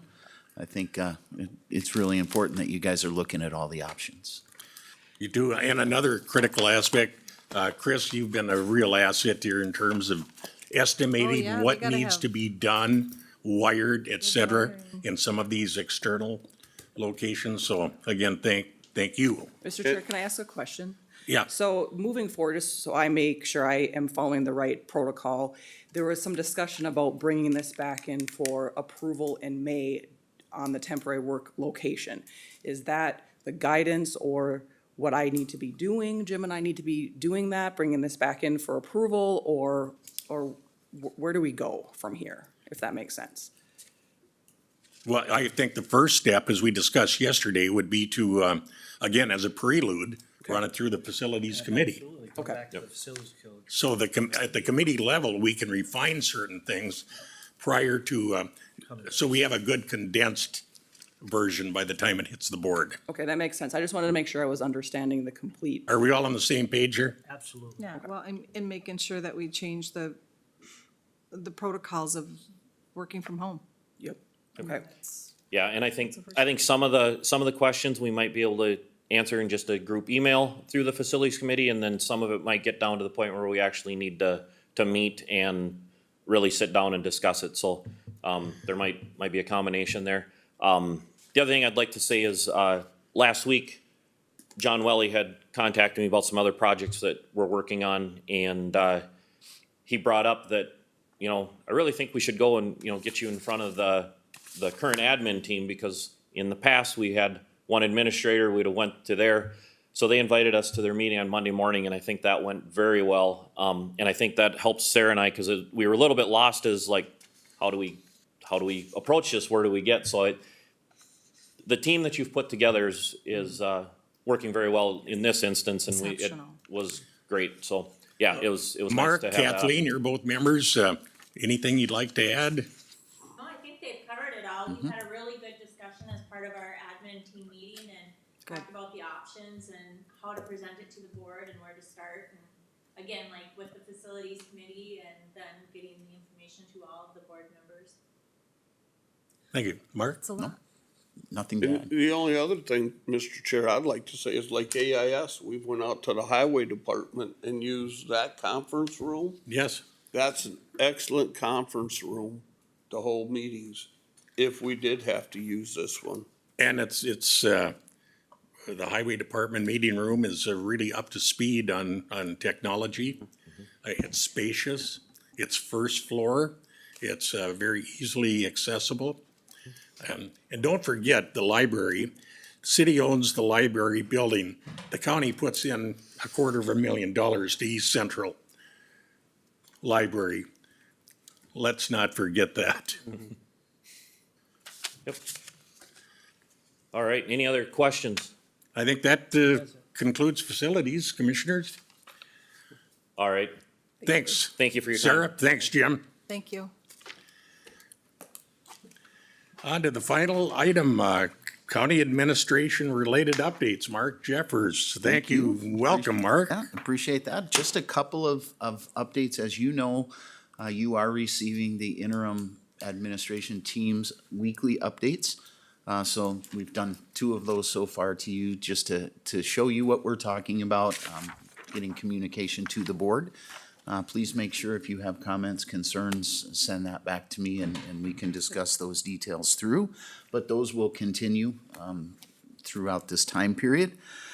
We do have an employee appreciation luncheon that's gonna happen on the 29th, which is a Tuesday. We had some concern that we weren't meeting with everyone's expectations of timing. Unfortunately, everything that we're looking at, we're never gonna be able to get everyone. So it is that gesture, I think, to make sure that we're appreciating all of the employees doing those kind of things, and I'll send that message again. Again, that's in the update as well. This is commissioner funded for the employees. It's important for them to know that is a goodwill gesture for all of you to say thank you during county government week or month. So we'll do everything we can to satisfy all of those needs, but we're not gonna be perfect on that stuff, just so you're aware. If I might. Commissioner Kearney. Commissioner, myself and Commissioner Westerlund spoke about this at the ACA meeting. One remedy for the sheriff's department is that we take the food over to the kitchen when we're done, and the evening crew can make their food. So we'll be servicing them. Land department can come over, but a highway department is a tough nut to crack. It's very hard. Last year I was able to run into a few working and I dropped food off, but, having said that, we need to look at what costs are. Unfortunately, I'm gonna be out of the area during that time period, but I'll drop off funds to Mark, to help pay for this. Yep. But we're gonna need commissioners to let us know who's gonna be able to be here. And I will not be available during that time, Understood, yeah. on that day. April and I will send out some details after this meeting, just to confirm everything and make sure that we're working all on the same page, but appreciate that.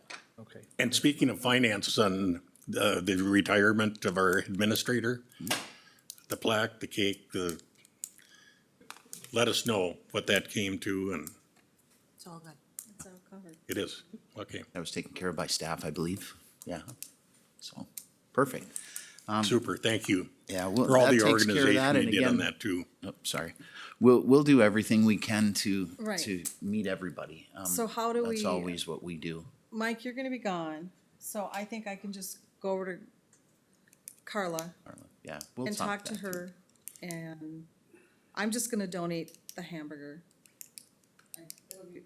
I just need to know about how many people, 200 maybe, And if- 150? What'd we have last year? I don't think we counted, did It was a we? little drizzly. 120 maybe. Again, we can look at those details. I can send out some communication to all of Because you on we have that. to order. Right, I I don't mean, know cause what you're gonna need days are- lettuce, cheese, tomatoes, I all mean, I'm that stuff, talking, it's fixings probably for gonna that come in stuff, Friday, Yep. you know. like Friday. Yeah. I mean, you could reach In out my- to a local restaurant too, Yep. Not In my mine, side please. job, not mine. I run events for concerts, so So you know how. familiar alright. with how it Thank works. But we can get that done. And I will reach out and Yep. communicate to all of you on Sounds good. behind on that. A couple more things. On 4/16, there was an article that reached the paper explaining our communication of our strategic plan. If you had a chance to read that, I did send that out to the other papers as well to see if they'll put that in kind of as a press release. So that did go out. I'll steal a couple of seconds of time for economic development. I attended the ATV, the Northwoods ATV Alliance meeting last week. And, you know, DJ was referencing some of the economics behind that. Right now, the U of M and on our economic impact study, they're putting the math together of how many riders we have and then, you know, what that means. But the important number that we had, it's $144 per person per day of the people that they surveyed being spent in our area from the ATV riding. So once we get the math on the current riders and all of that, you'll see the huge economic impact that the Northwoods Trail does for us. And then I also attended the ACAP meeting last week, presented for our strategic plan, the podcasts, and also the business profile to let all townships know they can use that business profile as we go. And I am looking at some point to get 2 commissioners in on a podcast over the next few weeks. I know you guys have busy schedules now, but we can do that to talk about strategic plan if you choose. Let me know. Did you still want to meet after the meeting today? I'm not sure if Commissioner Carney has the time today to do that or not. I didn't want to. I don't have the time this week. Okay. I When thought I you get had it. back, if that's okay. Yeah. Thank you. And then that's it from the updates. I appreciate the time. You bet, thank you. And thanks for filling in and doing all the stuff you do too, Mark, in addition to your regular duties. Yes. Love. On to Commissioner Committee reports, updates. We'll go counterclockwise today. We'll begin with Commissioner Westerlund. Look at you, 2 meetings in a row. Okay, well, we had ACA, Arrowhead Counties Association. It was just kind of a recap of the Lakeshore Pilts issue and, The legislator debacle. yeah, it's just not a whole lot going on. We went through our financials. The financials look great.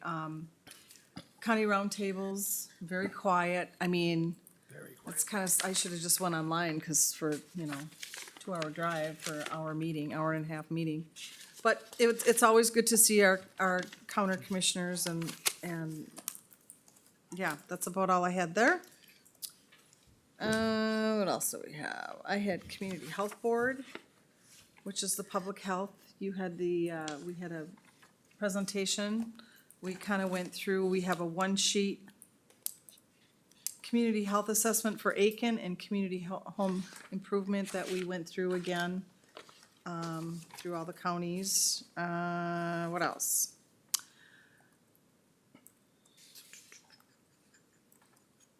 I don't know, we just had mostly just updates on what everybody's doing, like for SHAC, which is the State Community Health Services Advisory Committee, that's Lester Kaczynski. Maggie reported on the local Public Health Association. Itasca's doing safe routes to school. I think Aitkin, I don't know if they're doing it, don't they do it in the fall maybe? The safe routes to school? I don't know. There's always so much going on in public health and I'm just sad that they just have to think they can cut that. People don't know enough about public health. It's all about education on a lot of different issues that our communities have. Some are different, some are not so different. Okay, then when I had the CARE meeting, we're still trying to get our van and vehicles going. It's a lot of work. We're just doing baby steps at a time because everything is costing so much money. Now I think she applied for 12 grants, she said last month. Most of them were denied because I think they're not gonna be there. So we might be in a little situation, but not yet. We're working on it. We're just trying to do breakdowns and not worry about wages and that kind of thing right now. We're increasing wages. I don't know if you have any questions on CARE. I have all kinds of financials and all kinds of good stuff. I think that might be all I had. Thanks, Commissioner. Yep. Commissioner LaBisca? Yeah, I also attended the Northwoods ATV Club meeting. I think a big point of that is what Mark touched on was getting our economic development or economic impact study done and see what kind of impact that has, which it sounds like it's gonna be pretty significant. And then Chris was there and gave an update on our connector from the northeast end of the lake up to Sioux Line. Just kind of told them where we're at in that process. Our EAW is done and moved on. We had two representatives from the DNR there, the good ones that want the trail to remain through Solano Forest. So they kind of gave an update on where they're at with the Solano Forest, and it was not a lot of change. They're still looking at feedback and some of the public input from meetings that they've had regarding those trails. So more to come on that, but I know the ones that were there representing it are the ones that are more in favor of leaving the current trail through this forest, which will certainly save us a lot of time and money. I also went to the ACAT meeting. Just gave a quick update on administrator search. Just kind of some touched on some county stuff. We had a library board meeting. We're just getting kind of geared up to start the budgeting process. We're gonna continue more discussions on the JPA at our next meeting, so we'll have some more on that. And that's what I had for this week. Thanks, Commissioner. Commissioner Sample? No, facilities, I thought he did a pretty good job on that. The, AIS meeting, we're well-staffed this year. And it's really hard to even make plans for what we're gonna do with the AIS without knowing what the state budget is. We're lucky that we have some, for lack of a better term, excess money that's sitting there for the rainy day, cause we're we need that rainy day right now while we're trying to figure out what's gonna happen with the budget. And the forestry meeting was canceled, so we didn't go to that. Me and Commissioner Kearney are on that. And that's pretty much what I've got. Thank you. As Commissioner Sample indicated, we're close to complement on the number of AIS inspectors so far. We were shooting for 20, we've always shot for about 27. What was it, Brett? We're pretty close to that. I think we got 25 right now. Yeah. And they're still advertising, the advertisement on WJJY this morning for Aitkin County AIS inspectors. And as happens for the last 10, 11 years, there's always an initial turnaround or a turnover of inspectors, so.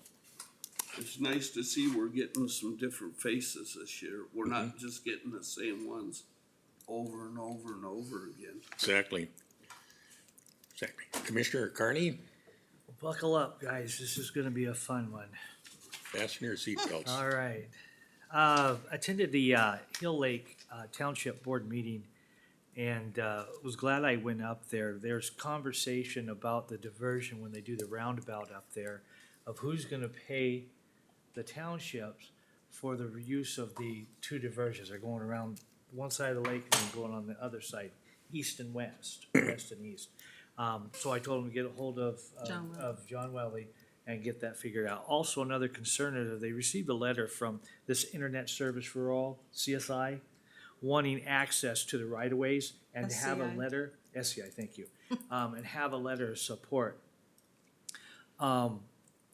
Their roads and grounds guy had concern because the way they laid cable the last time around, it was a fiasco, kind of like in Fleming with mine, where they were running the cables through the culverts and not burying them.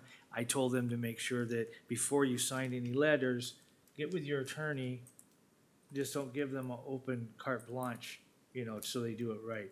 Plug in ditches. I don't know if you're getting comments from the townships of concerns of these companies coming in and not laying the cables right. Well, they don't even need permits. Right. but, something that we should address. That's on that one. And plugging ditches. Right, and plugging the ditches. Then I went to AOA. Currently, just getting the budget process. They're all in, up in arms because nobody knows the budget. Nobody knows Tizzy. what's gonna be cut. You know, this deals with the children in the Head Start programs, transportation, vehicles. It just, Seniors, everybody. yeah, weatherization of homes, you name it, AOA has their hands in all of that. So that's a work in progress. Commissioner Westerland spoke about ACA, attended the ACAT meeting. Thank you for attending and speaking. They get tired of hearing me every time, so I appreciate you being there. ARDC, was the morning of Thursday. We had a presentation from the state, looking at what the needs are through ARDC and what county needs are. I think it was more of a warm fuzzy trying to say, to check off a block for the state to say that, well, we checked with the counties, so now we know what they need. So, enough said there. Went to AOA again on Monday. We're in search of an executive director. He's retiring in September. We want them to take over. I thought it was kind of funny, the range of their salary ranges for the executive director there is, we finally nailed it down to 115 to 175. You know, the current one has a lot of experience, so he's at the 150 range. Which So group is that? AOA, Oh, executive director. who's leaving? Oh, what's his name? I can't think of his name off the top of my head. Thanks for asking. Yeah, you had to ask. Yeah, I'll tell you after. All right, continuing right. on quickly, I'm trying to go as fast as I can here. 3 of your commissioners are gonna be going to negotiation training. Thank you guys for volunteering to do that. It's very important, especially with this upcoming negotiations, that we're gonna need. You'll have 3 qualified negotiators. Who's going? So, all 3 of your new commissioners are going to training. We leave today, right? Today. So, Where's it? other than that, when I also went to the Palisade Township Board meeting. I'm monitoring them very closely because of the waterworks. Commissioner Sample and Commissioner LaVisca was all great support in getting us FaceTime with Representative Stauber. He had sent out a notice to all of the townships and counties about putting in applications to be in his top priority list. I don't know, you guys will have to give me if this is good or bad. We just got one out last week from Tina Smith's office doing the same thing. I don't know if that's positive or negative, or what it is. It's a positive, Okay, good. just like the airport. It's a positive. It's not, water airport, Mike, is not a Republican, Democrat. Exactly, It is a human need. need, and so it's a good thing to get it to everybody. Okay, so I sent it out to, I'm sure you guys got the emails too, but I sent it out to all my townships and cities to tell them they had to response by today to fill the applications out. You saw that too, I believe. Yes. Correct. Okay, great. And I'll just leave it at that. Thank you. I know it was long-winded, but. No, that's good. Good updates. Thanks, Commissioner. Sounds like you're campaigning. Yeah. Mr. Chair, Commissioner Carney, the positive on that is that both the House and the Senate have their pools of funds to Okay. get these projects done, so. that's great then. You're getting it from 2 different spots, yep, Okay, thank you. Assuming that it goes for 26, right. we had $369,000 in our hand for the airport. And boom, the stroke of a pen, it was taken out of the budget. I'll I was just, trying to end on a good note. well, we will. We're not done yet. All right. Just one thing on AIS. Brian Roulette is the new coordinator for AIS, doing a great job. Breath of fresh air. We're getting notices, we're getting backup. He's really taking the bull by the horns. Just to give him a little kudos here. I think you heard enough about facilities. Airport, had a real interesting meeting. Progress is being made. putting together, like I said, the congressional directed funding fell through. Excuse me. But the state MnDOT Aeronautics increased their funding. There was some additional FAA funding that came across. So we were pretty close. We may be coming back to the board, and it's not gonna be a huge amount, albeit everything's relative, for some Con funds. The airport is in the Con district. There are funds available. And again, it's not gonna drain the piggy bank by any stretch of the imagination. But on April 15th, last, whatever day that was, Tuesday, the airport commission met and we approved the letting of bids. So bids are going out. It's going to be published in the Independent Age for 21 days. Bid opening will be on May 21st. And this is for the reconstruction of the taxiway and the 4,000 feet of the runway Awesome. and the 75-foot width. Absolutely. May 22nd, Airport Commission accepts the bids and the grant request. That is another extrinsic one from the FAA. And the construction, depending upon what the bids come in at and what the weather is, we're giving an option of doing it in the fall of 25 or the spring of 26 for the actual construction start date. So it was a good meeting, a long time coming, and we're looking at estimated cost about $3.5 million. But the engineers, Bolton and Mink, were optimistic that the bids should come in fairly competitive.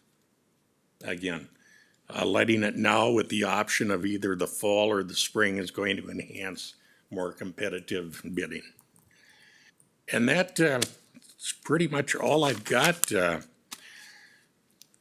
One thing on an administrative note, I just heard in the news this morning, Wadena County is looking for a county administrator. That's correct.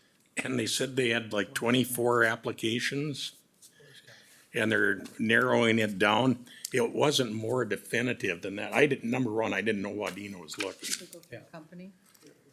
I don't know if they did or not. That's important to know. I don't think. I don't know, they it was did, just- but I can find that I'm out. telling you that it was on the news. What was that company that Itasca went through for? I think it was David Drown and Associates. No, No, who was No. it? I told you to write it down.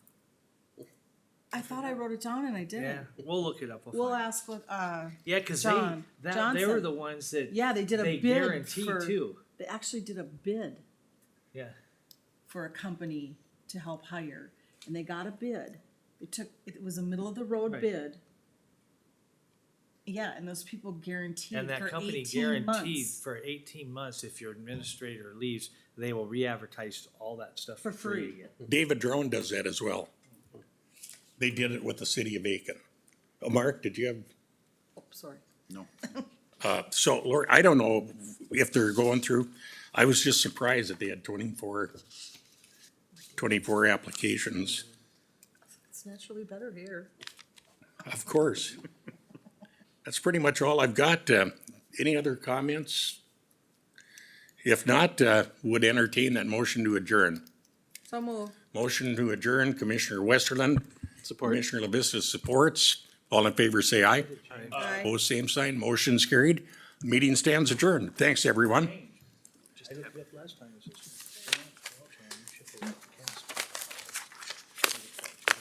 In the WebEx? Yeah, I didn't even know Wadena was looking. Oh, there are a bunch of them looking. Lake County still? Are they